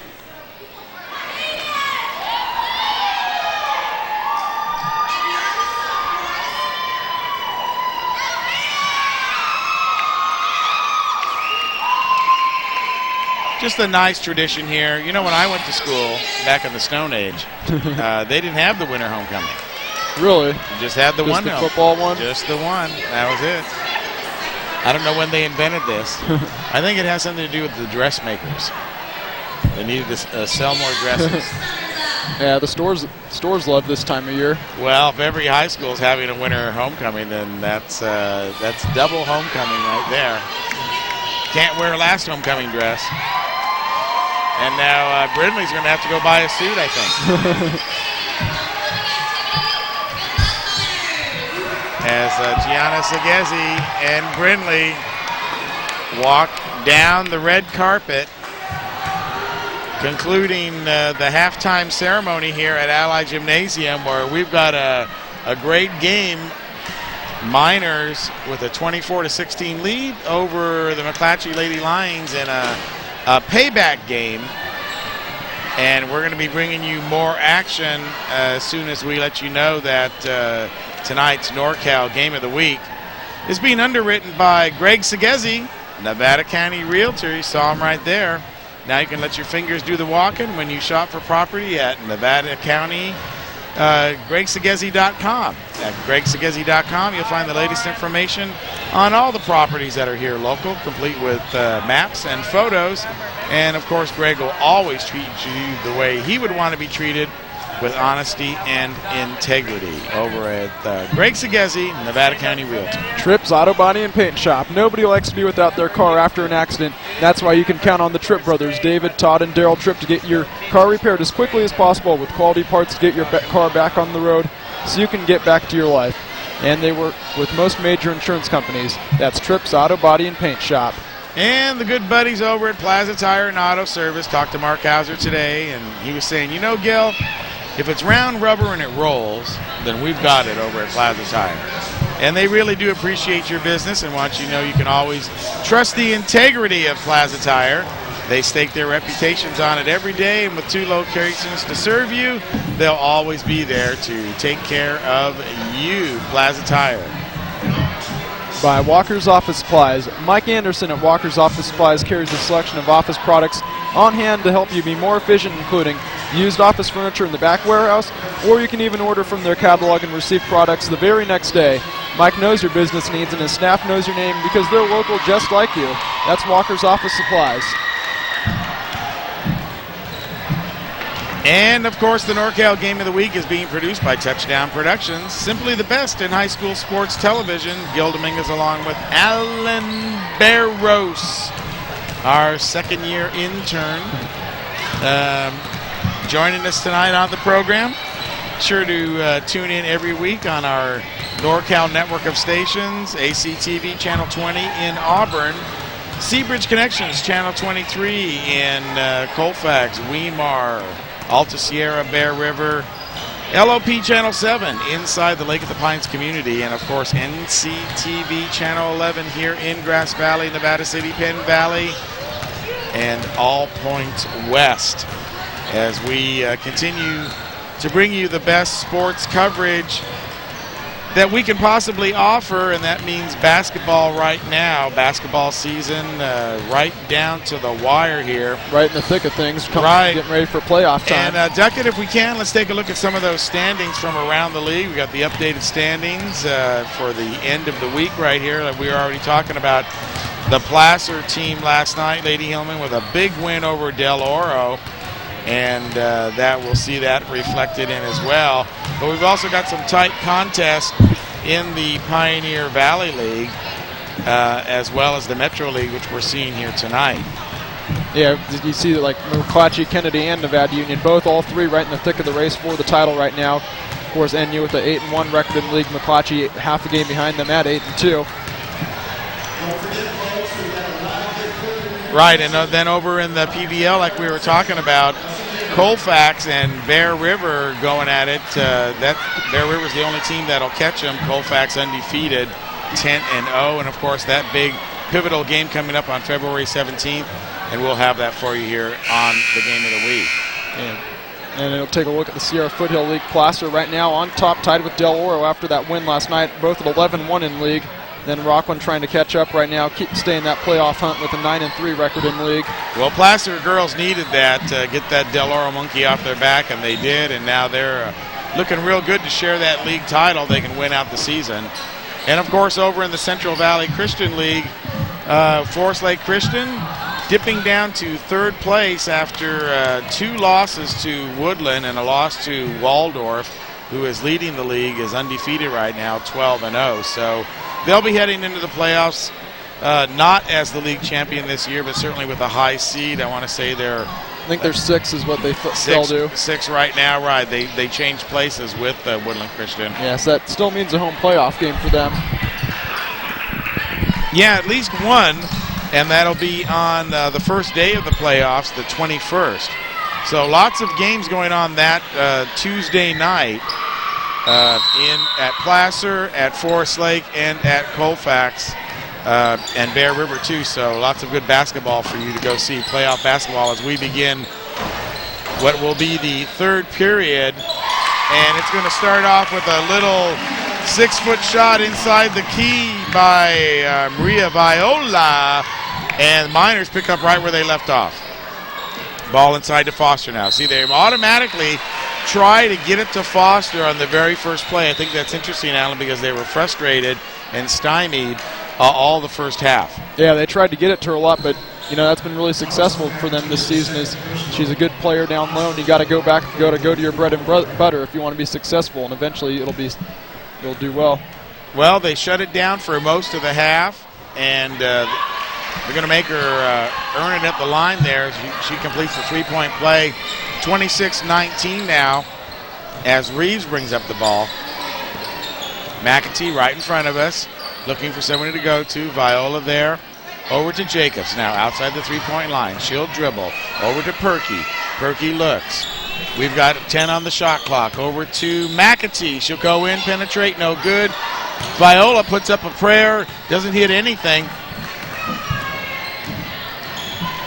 And Lee brings the ball up. No, it's not Lee, excuse me, that's Ingebrigtsen. Down and low to Foster again. Twice now they've gone to Foster inside, and she's put it up. So new strategy, or trying to employ their usual strategy against the Lady Miners here in the third period. Yeah, Lady Miners just got to try to match that intensity that they had on that defensive end in the first half. Perky over to Jacobs. Jacobs, she'll penetrate it, kick it out now to Reeves. She'll go in 6-foot. Viola again for that little 6-footer, no good, off the front of the rim. Miners have gone cold here after they're making their first 2 points in the third period. Ball out to Horry now. Over to Louie. Kick it way outside there to Veronica. There's a three-pointer put up by Ingebrigtsen, but no good. Jacobs now brings up the ball. Long pass over to Reeves. She's got a free shot to the basket. She'll take it, put it off the glass. Yeah, did a good job right there of catching that side of the McClatchy defense. Well, it was right there. It was the fast break that did it for the Lady Miners. Opened up some players for them down low. Now here's Horry. She'll take the ball. Oh, big block there by Viola on Louie as she tried to shoot a three-pointer. Reeves will bring the ball up now. Half-court game. She'll go over to the left-hand side, looking for Perky. Top of the key, just over to the right, over to Jacobs. She'll penetrate on sign, go to the baseline. Put a move on her, put it up off the glass, score it, Jacobs. That was a great drive down the baseline for the Lady Miners as they kicked the ball out to Jacobs, and she saw that she could perhaps beat her defender down that baseline. Yeah, she does a good job usually on that baseline. She's able to blow past defenders lots. But she couldn't get all the way there, so what she did was she pulled up short. The defender went by her, and that allowed her to put it off the glass and therefore make the basket for the Miners, who lead 30 to 21 right now, just seconds into the third period here at Allied Gymnasium. Thanks for sticking around with us on this very pivotal Metro League game here tonight as the Lady Miners try to avenge the loss that they had earlier this season against these Lady Lions. And Alan, I think they're coming out with the right attitude. Yes, they are. Just you can see a really spirited performance right now. Lady Miners really playing hard, putting all the energy into this, because that's what's been driving them, this energy from the defensive side of the ball tonight. So McClatchy will take out the ball at the half court. Taking it out is Ingebrigtsen. Over to Veronica. Now they give the ball over to Louie, who dribbles. Over to the left. She's looking, she's looking, she's looking. On top of her is Viola. Bounce pass. Inside. Back out. Now they get it into Ingebrigtsen. Back out again to Louie. She'll dribble top now. Viola all over her. Get the ball into Foster, but there's help from the backside by Reeves with McClatchy. So she's not able to get a shot. Good defense by the Miners. Bringing that help in there as soon as she got the ball. Reeves, she'll shoot the three. No good. Rebound will be Louie. Brings the ball up. Foster gets set underneath. McClatchy finding out where she is. Backs her away for the rebound. Reeves on the floor, though. It's going to be a jump ball. And it goes, the possession arrow going to the Lady Miners. It's a good job by Reeves right there to fight for that loose ball. And it's going to be McClatchy ball. Yeah, he pointed towards the Lady Miners direction originally, then changed it. Try to get the ball into Foster, but too many tall trees there. And there's McClatchy getting in there right in, her hands right in that passing lane. Well, we saw her do that already on the inbound pass as Reeves goes to the right-hand side, tries to put it up from about 6 feet out as she's going to the end line. She's fouled. She'll go to the line.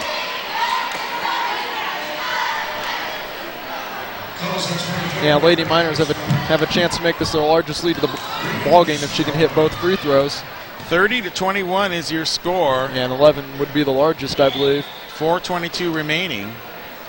And Reeves calmly sinks that shot, nothing but net.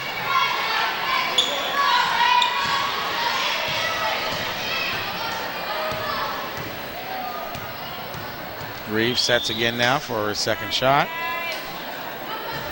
And that one will go off the iron. Picked up by McClatchy, though. Picked up by Ola. Bottom of the rim this time. Ball's going to go out of bounds. Last touch by McClatchy. So Miners catch a break. They'll inbound the ball. There's McClatchy, top. Comes out to the middle of the key.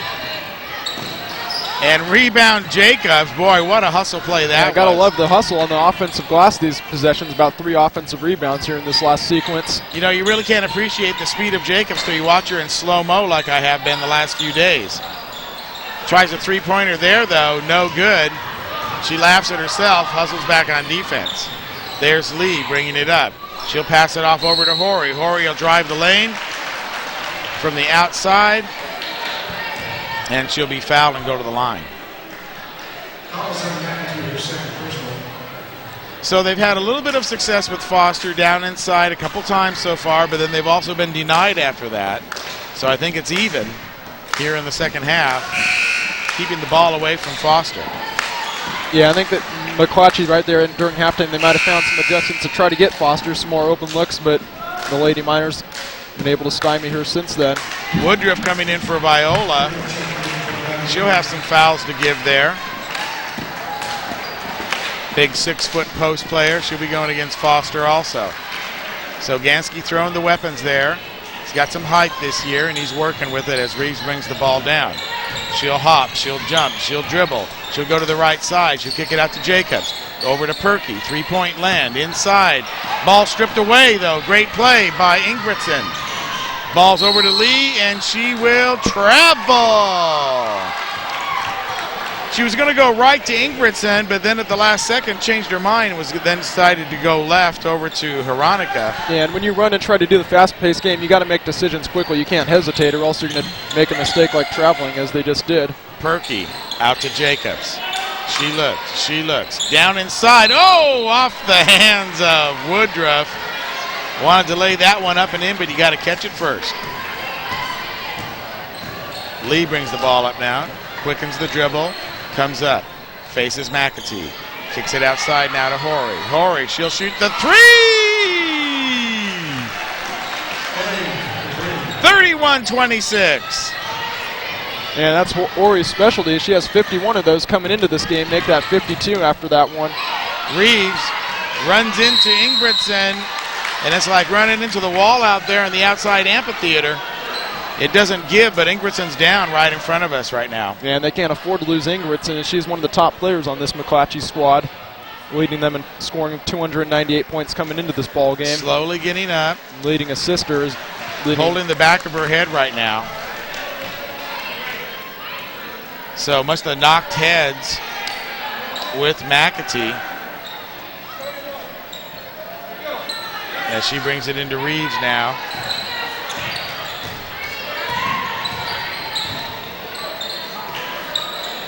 Reeves over to Perky. Jacobs on the left-hand side now. Down inside low. Kick it back out to Reeves. Over there to Viola. Woodruff.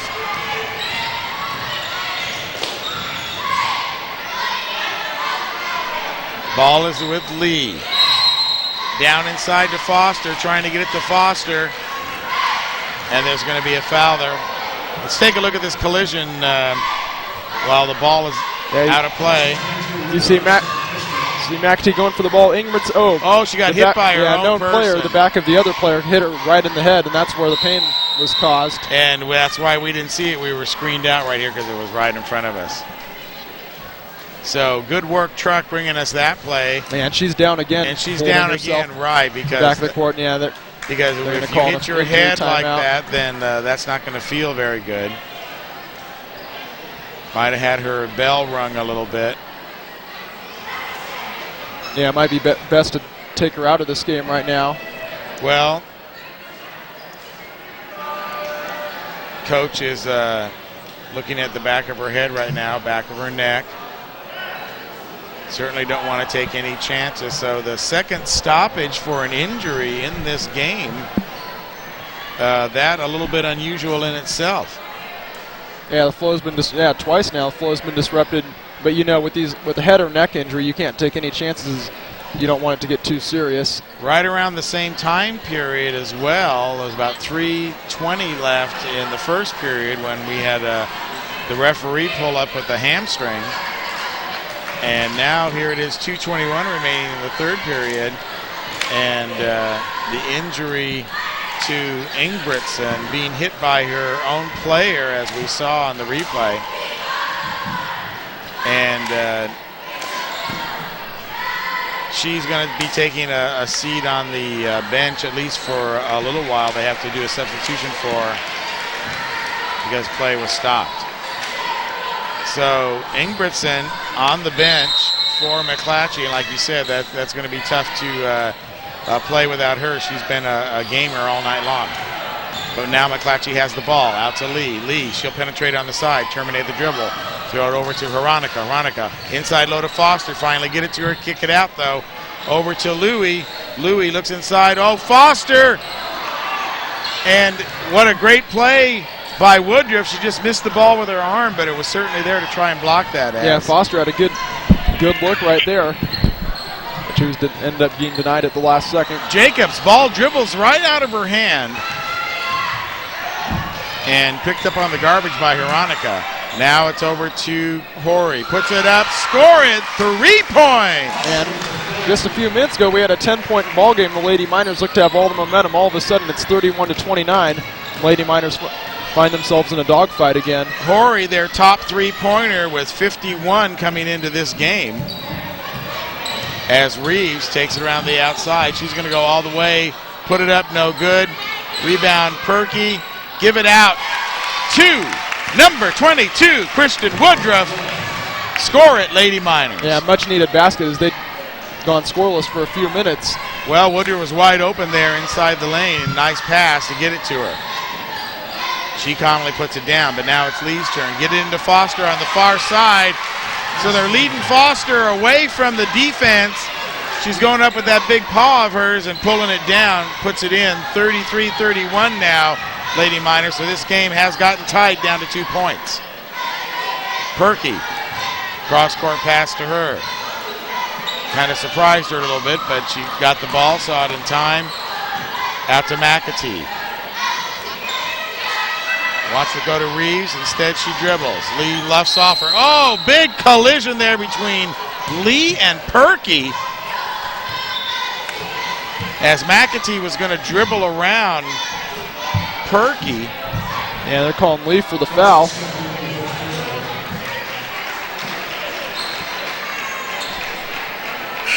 Only the second foul of the half for the Lady Lions. And they'll be taking the ball out. In for the Miners is Viola as McClatchy gets a blow. And Reeves is on the bench as well. Now the ball's out to Clark. Clark, dribble over, bounce pass to Perky. Oh, big pass saved by Clark. Good athleticism there to save that ball. Over inside to Viola. Now back out to Clark. Clark's dribbling. Crowd counting down the quarter. Shot clock is off. And they're not calling it a 3. Or are they? They are. Regardless, it's a much-needed basket right there. As that sets the tone for the fourth quarter, giving the Lady Miners some momentum back. At the buzzer, 36-31. So big-time three-pointer there. And the crowd was kind of helping them out there, letting them know how many seconds were left over. Yeah, Kylie Clark was able to deliver the pass right at the last second, and Mackey was able to get the shot off right as time expired, and a much-needed basket for your Lady Miners. Well, that's the person that you want to have with the ball because, as we have already stated, in three-pointers, Mackie Perky, 13 on the season, and third leading scorer of three-pointers for the Lady Miners. Yeah, during that third quarter, the McClatchy offense had an answer for their Nevada Union defense, winning that quarter 15-12, almost scoring as many points as they did in that entire first half. So good quarter for McClatchy as they take not the lead from the Lady Miners, but certainly make it a tight ball game going here into the fourth. And like Ganski said, he wants to be in a position to win at the very end. So just the game that we thought we'd see here in a battle for the Metro League Championship. Whoever wins this game is going to be in the driver's seat with 2 games remaining. But right now, it's the Lady Lions as Horry passes over to Louie. Louie now, dangerous pass, almost captured by Clark there. They'll give the ball to Horry. She'll put it up. No good. Big rebound, though, by Viola.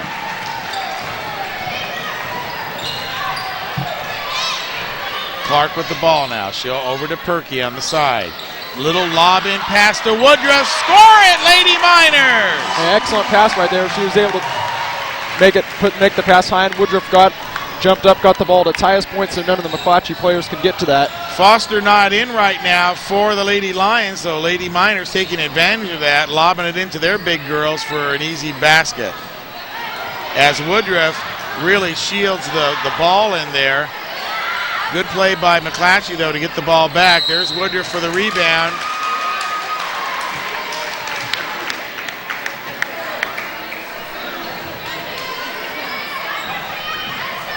So we're going to have a pushing foul as Foster checks back in. And Montez goes back to the bench. So Foster's had her blow. She's ready to go now for the fourth period here. In order to keep those championship hopes alive, one of these teams has to win tonight. There's Woodruff right at the free throw line.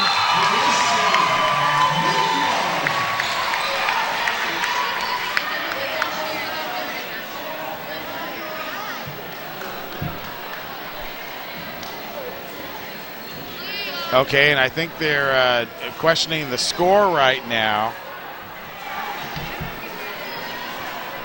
And we'll see what happens here. He was saying something about a three. And I wasn't sure that they didn't give a signal for a three-pointer there at that buzzer beater shot. Well, it was 33-31 before that final buzzer beater shot, and it was they scored going. it for three on the, well, I guess it was. They got it fixed. It's 40-31 right now. So they left the score alone. My imagination. Oh, nice run to the basket there by Veronica. And they're calling it an offensive foul. But they're going to call an offensive foul, but it sure did look nice. Would have given them two needed points. Ball into Perky now. Long pass. She'll get the ball over to Viola. Viola terminates the dribble. Barely gets the ball over the line to Clark. Clark checks the play. Working against Veronica. Outside. Now inside to Woodruff. Woodruff. Long pass. Inside to Viola. No basket. Ganski hands on his head. Unbelievable. 40-31.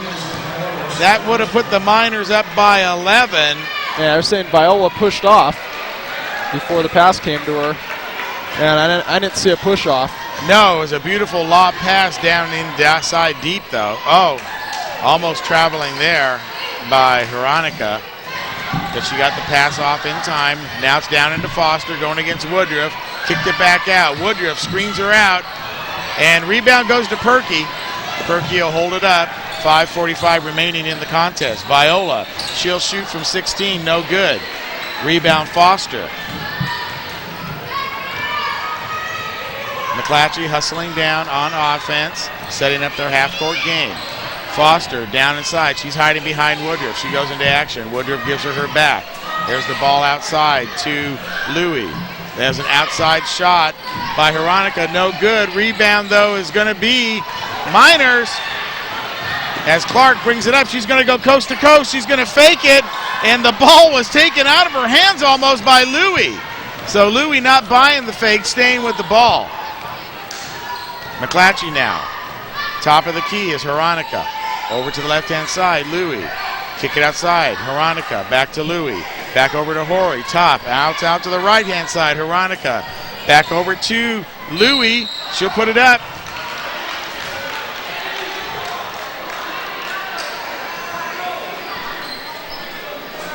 And she'll go to the line.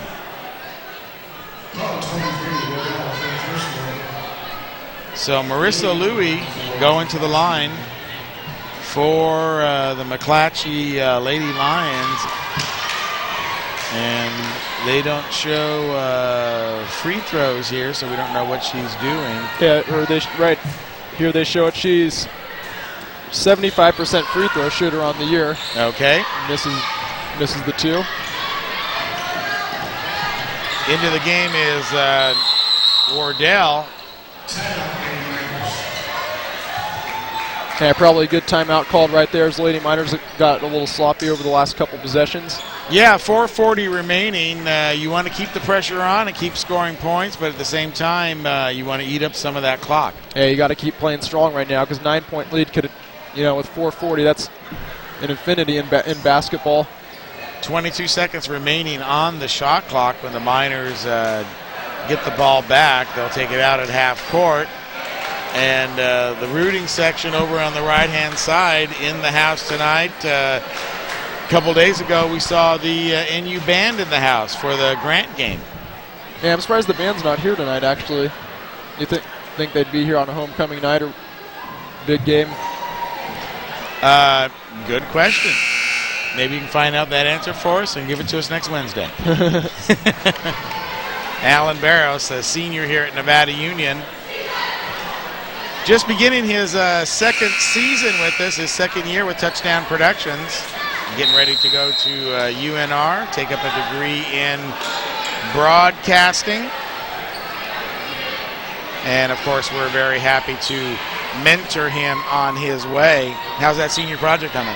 You're doing well. We actually finished up our posters just the other day. Okay, good for you then as you march toward graduation. But right now we've got fourth quarter of a Metro League battle here between the Miners and the Lions. Mackie Perky all alone outside. Puts that separation right there. 12 points now, 43-31 with 4:18 remaining. Corey with the ball now. She'll try to drive and travel because she ran right into Reeves. And I mean ran right into her. Reeves kind of holding her thigh there. And we're at a 12-point lead, this is the biggest one of the night now for the Lady Miners. Reeves, boy, take a look at those knees. They are banged up and scuffed up from all the wars this year in the Metro League. Beautiful move by Clark there as she goes by Lee, using her speed down and low to Woodruff. Kicks it out to Clark. She'll go on the left-hand side, put it off the glass. No good rebound, Foster. Yeah, great look right there. Unfortunately, that shot wasn't able to fall. Lee now brings the ball up. She's looking down inside, over to Horry. Horry puts it up, fall away, no good. Rebound, Reeves. And the fast break is on. They'll slow it up. Perky on the outside. Now over to Reeves. Over to Clark now. She stops. She looks. There's Perky. Outside to Jacobs. Reeves trying to get some position on the inside against the much smaller Horry. Jacobs, though, she'll go out to Reeves now. Reeves puts a move on Horry, goes around Foster, puts it up off the front of the rim, no good. Woodruff outside, rebound, out to Clark. Fresh 30 on the clock, and now there's going to be a foul. And these offensive rebounds for the Lady Miners are crucial right now because it allows them to eat up more clock with just 3 minutes remaining, which in clock right now, killing the clock is going to be a big element towards them getting the W tonight. With 12-point lead, you got to protect it. Well, they almost used up all the 30-second clock there, got the rebound, and now they get a fresh 30 set up as Reeves.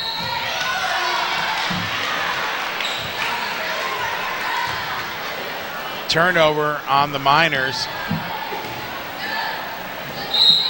Reeves is whistled.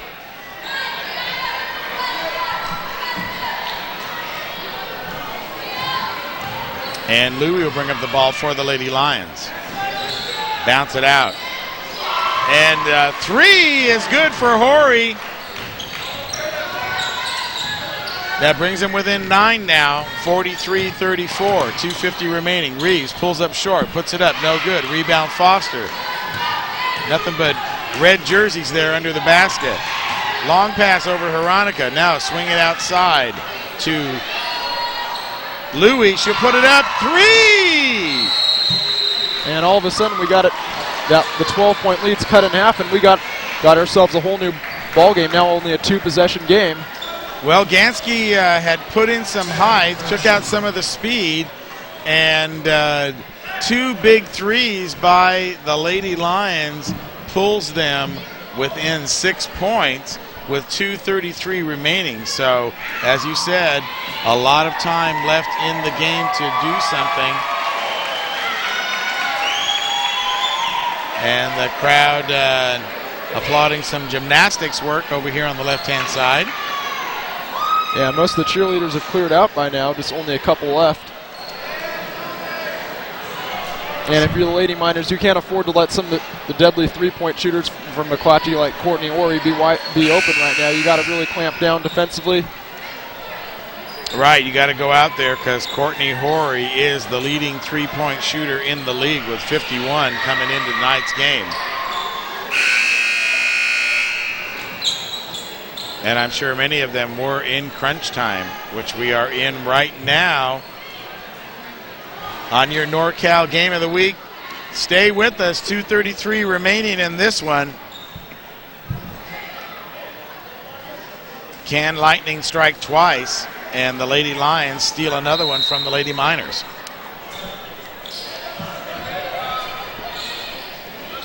McClatchy set to bring in the ball. Far side under the basket. Referee counting to 5, barely got away. There's Perky. She's on a breakaway. Ball stripped away. Great play by Veronica. And you know, this McClatchy defense, they've done a good job all night of preventing or getting back and stopping these fast breaks that the Lady Miners have had. Lee comes out, and Louie checks back in. So what would have been a fast break turns into out of bounds, and the Lady Miners take the ball over. 22 seconds on the shot clock, 20 seconds now, and play is blown dead.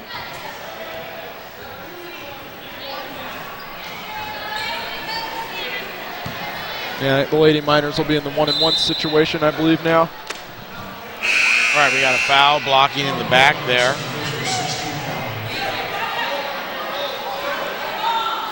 Over in the far distance, I can see Coach Ted White. He's looking pretty baseball-y there. Yep, getting ready for the upcoming baseball season, getting ready to start practice. They've been practicing for about a month now. Right. Got the boys out there. Good weather to practice in. As Reeves dribbles, in trouble. Over to Perky. Into Jacobs. Lady Miners have been quiet here. Let's see what they do here in the final 2 minutes of the game. 2:05 remaining. Reeves dribbles up and down. 8 seconds on the shot clock. Reeves spin in the middle of the lane, throw it up, no good. Off of Woodruff, no. Off of McClatchy. Yeah, from our angle, it looked like it was off of Woodruff. Official saw something we didn't. Ganski wants another timeout, and he gets it. We're under 2 minutes.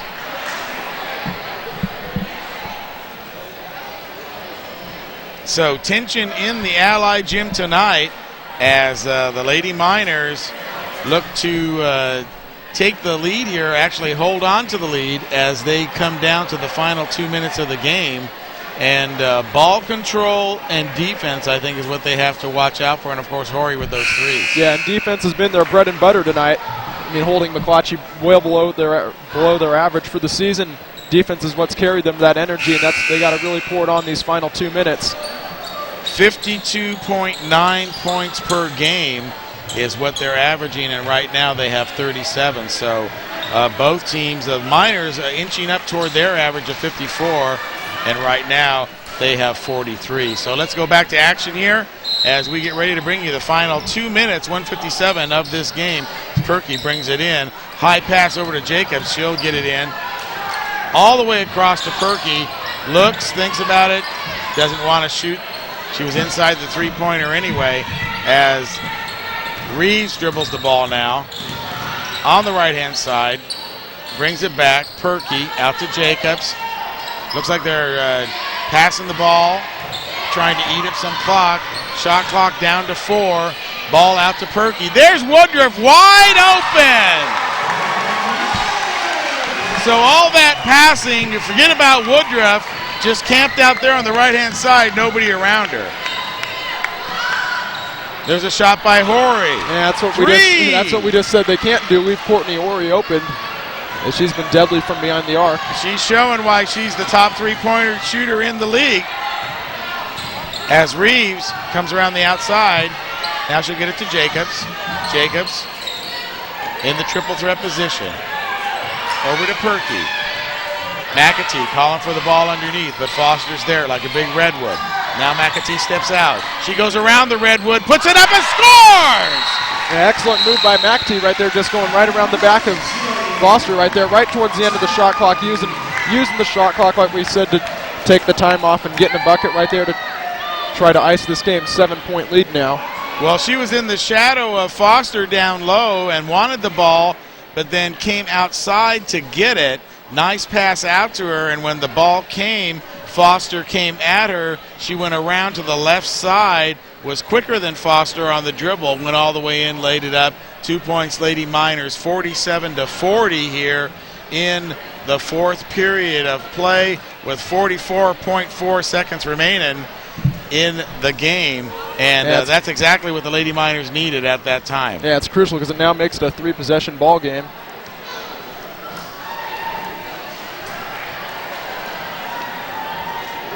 In the house, I see some of the minor basketball players over there. Yeah, quite a bit of them. We got James Brindley, Chad Mason, Ty Smith, and Taylor Deverin back of them.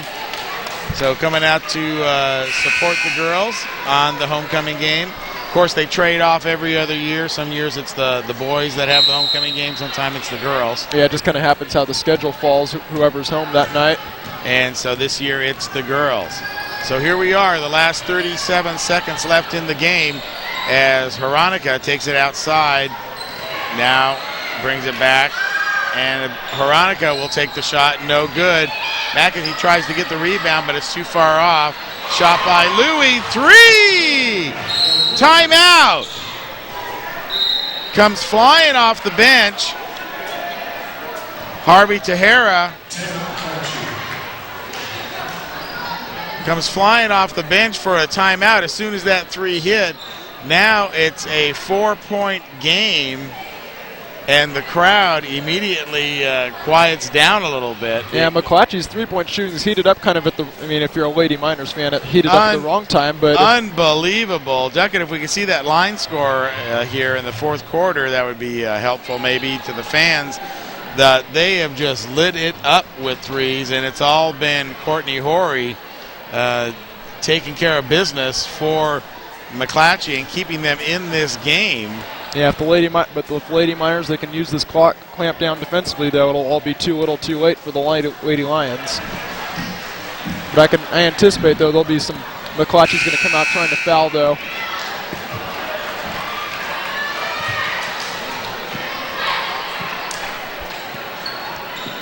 Well, on the floor for McClatchy, of course, we have Foster, Veronica, Horry. Back over in the corner is Tori Veronica, her sister. Ball inbound to Reeves now. Reeves gives it to Jacobs. Long pass over to Perky. Bounce pass to Woodruff underneath. She's fouled hard. She had a clear shot right there. Actually, Perky was pretty open herself on the left-hand side, but she gave it up underneath to Woodruff on the other side of the defense. Yeah, Perky waited a second. You know, it's a valuable second to use, though, too, to give the pass to Woodruff, saying she'd be wide open. Also, just one more second coming off the clock.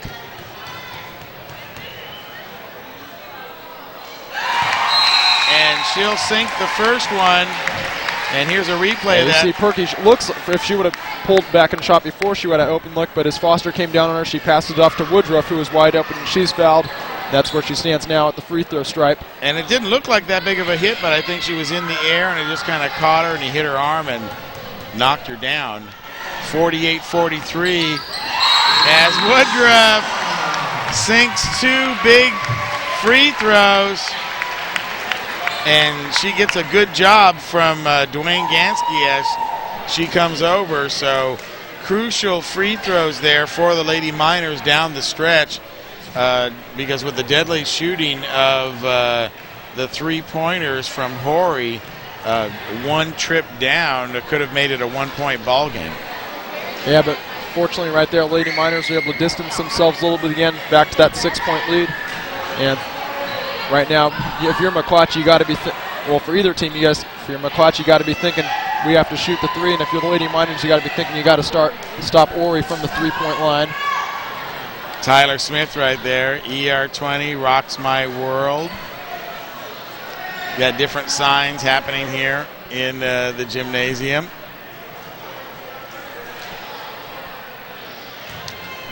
So 12.7 in the game. And it's funny how basketball coaches can take that 12.7 and turn it into an eternity. The game began just about 7 o'clock. We're coming up on 8:30 now. What are we into the telecast there, Deckett?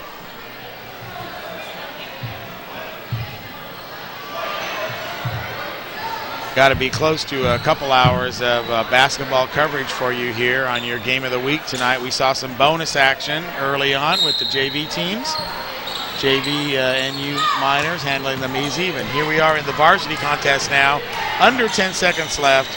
Ball out to Veronica. She puts it up for a two-pointer. And that's the way it'll end. Not be able to get the ball inside, but it's okay. The clock continues to run, and the Lady Miners take another step toward winning the Metro League. They're going to go 9-1. McClatchy's going to fall to 8-3, and that only leaves Kennedy next week, where the Miners can take a piece of that Metro League championship and take it down to Yuba City and win down there, hopefully, and become Metro League champions 2 years in a row. What does that say for Duwaine Ganski, do you think? Yeah, says he's just an excellent coach. You know, he can win everywhere he goes. Nothing but success here so far. First year co-champion this year. A chance to win it outright with a win over Kennedy. Yeah, it looks to be that the Lady Miners are peaking just at the right time of the season as well. Fourth quarter line score, you saw it there on your screen. Actually, they beat the Lady Miners 14-13 in that period. So, but a lot of three-pointers right there as they Corey was finding ways to get open, even though the Miners knew that she was going to shoot the ball, and still she got her points. Yeah, second half, McClatchy actually outscored him by a few points, but the difference in this ball game, I believe, was just that defense in that second quarter holding McClatchy to only 6 points. That was the difference, and denying Foster the ball down in low. So good job by Woodruff, good job by McAtee. And I would have to say our player of the game is Sarah McAtee. Yeah, I would absolutely agree with you. I mean, we didn't even talk about it between ourselves, but it's pretty obvious that she had that kind of game, denying the big girl and then scoring some points herself. Yeah. And she's really coming out, I think, in the last 2 games. Yeah, from that first possession of the ball game. Then last game, too, she had about 20 points, I believe. Season high, 20 career season high for her. That's what I heard. Right, might have been a career high. So really coming into fine form here for the Lady Miners. So Sarah McAtee, our player of the game tonight here against McClatchy, as your Lady Miners win 49-45.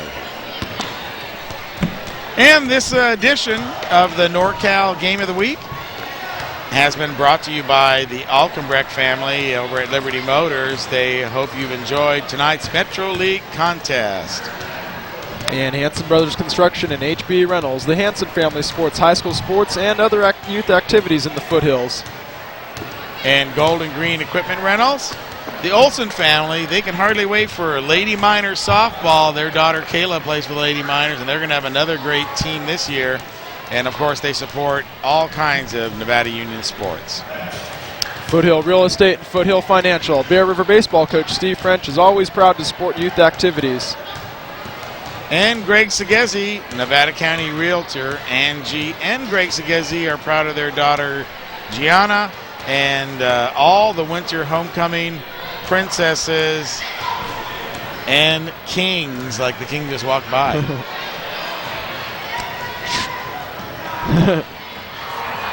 Tripp's Auto Body and Paint Shop. The Tripp brothers, David, Todd, and Daryl, bleed blue and gold for their NU Miners.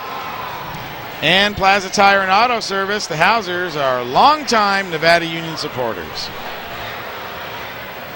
Walker's Office Supplies. The Anderson family is happy to support local sports television.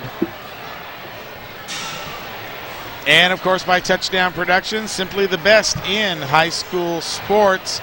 Duckett, maybe you can have Chris Glass. He's standing over there near Sarah McAtee. If he could grab her real quick, scream at her, and have her come over to visit us here, because we're kind of stuck at the table. Just have him scream out Sarah and get her attention. She's number 2. She's number 2. She's got her sweatshirt on, though. And she is, let's see, she's up in the bleachers now. So that's okay. She's going in the wrong direction.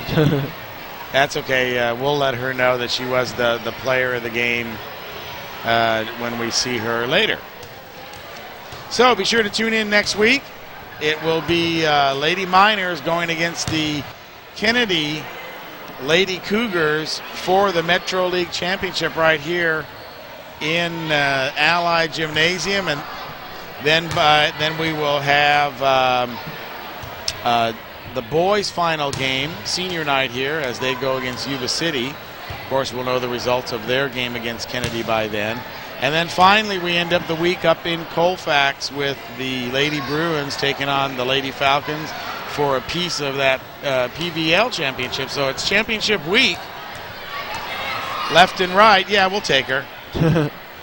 We'll take the Sarah McAtee and have her sit down right here next to us and talk to our player of the game tonight, Sarah McAtee. And Sarah, a great game played by you.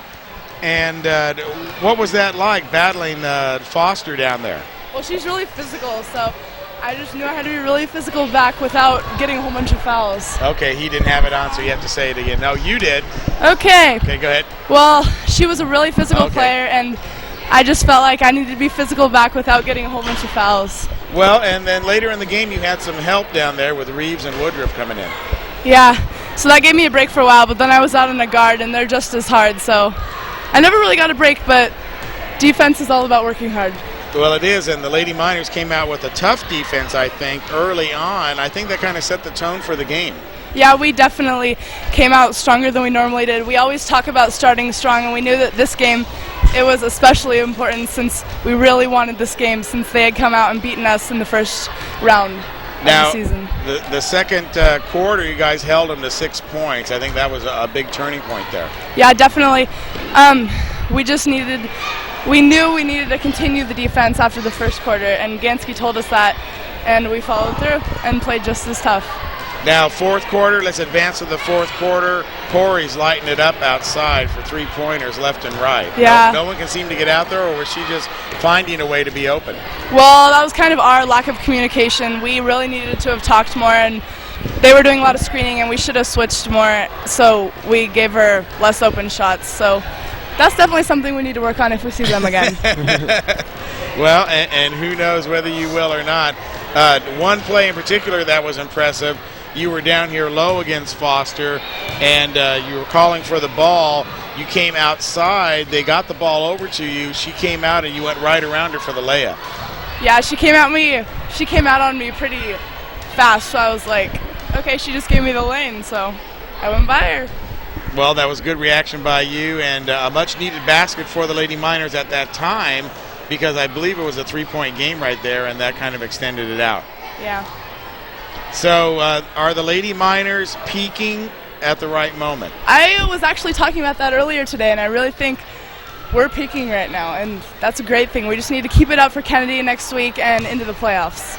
Well, you know, at the beginning, it seems like such a long season ahead of you. You know, you're 19-6 right now. That's 25 games that you've played.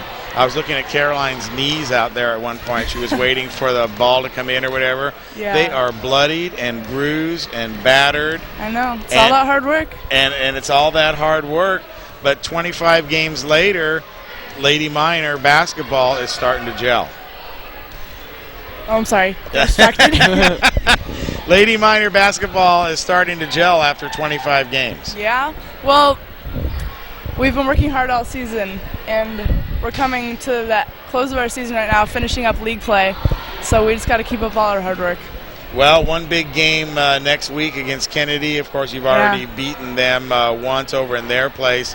What's the significant challenge that Kennedy's going to bring here into Allied Gymnasium? Well, we're going to have the advantage because it's going to be a home game, but last week, or a couple weeks ago, they ended up beating McClatchy by like 30. So either they improved a lot since we played them last, or they just had a really good game. So either way, we're going to have to play just as hard as we played tonight. All right. Well, thank you for joining us here in the post game, and congratulations on being our player of the game Thanks tonight. for having me. And good luck next week when Kennedy comes in. You guys play for a piece of the title, and it's got to be pretty exciting for you, just a sophomore and all this great really playoff experience, volleyball, basketball, and I think you're leading a charmed life. Well, thanks. I'll see you guys Wednesday then. All righty. Thanks a lot, Sarah. Sarah McClatchy there, our player of the game, as we get ready to close out the broadcast here. And Alan, I think she was right. It's just the feeling that the Lady Miners are peaking right at the right moment. Yeah, and that's just what you want heading into the playoffs, and just, you never really want to stop peaking, though, either. You always want to be on the upswing till that championships come. Well, I don't think they're done peaking, but certainly they are on the road to some great things this season. They bring this kind of game tonight against Kennedy on Wednesday, and I think they're going to have some impressive results. So as we get ready to close it out right here, we'll let you know that our executive producer for Touchdown Productions is, well, I guess that's me. Yes, it is. Sitting there in the office trying to get it all together. Our director tonight is Brandon Duckett. Good job on all the buttons in there. Our Chiron operator and helping Brandon in the truck is Luca Festerall, and Luca is one of our new interns, so did a very good job for us out there tonight. Our announcers, Mr. Barros, second-year intern here with us, along with myself, as we see some... oh, that's my daughter down there in the blue. Messing around with some water. Camera operators, Ross Wisniewski, or I just call him Newski. Danny Rasmussen and Chris Glass, the Iron Man, over on camera 3. Our office manager is Patty Costa. Production assistant, Karen Mikan. And technical engineer is Paula Mikalski.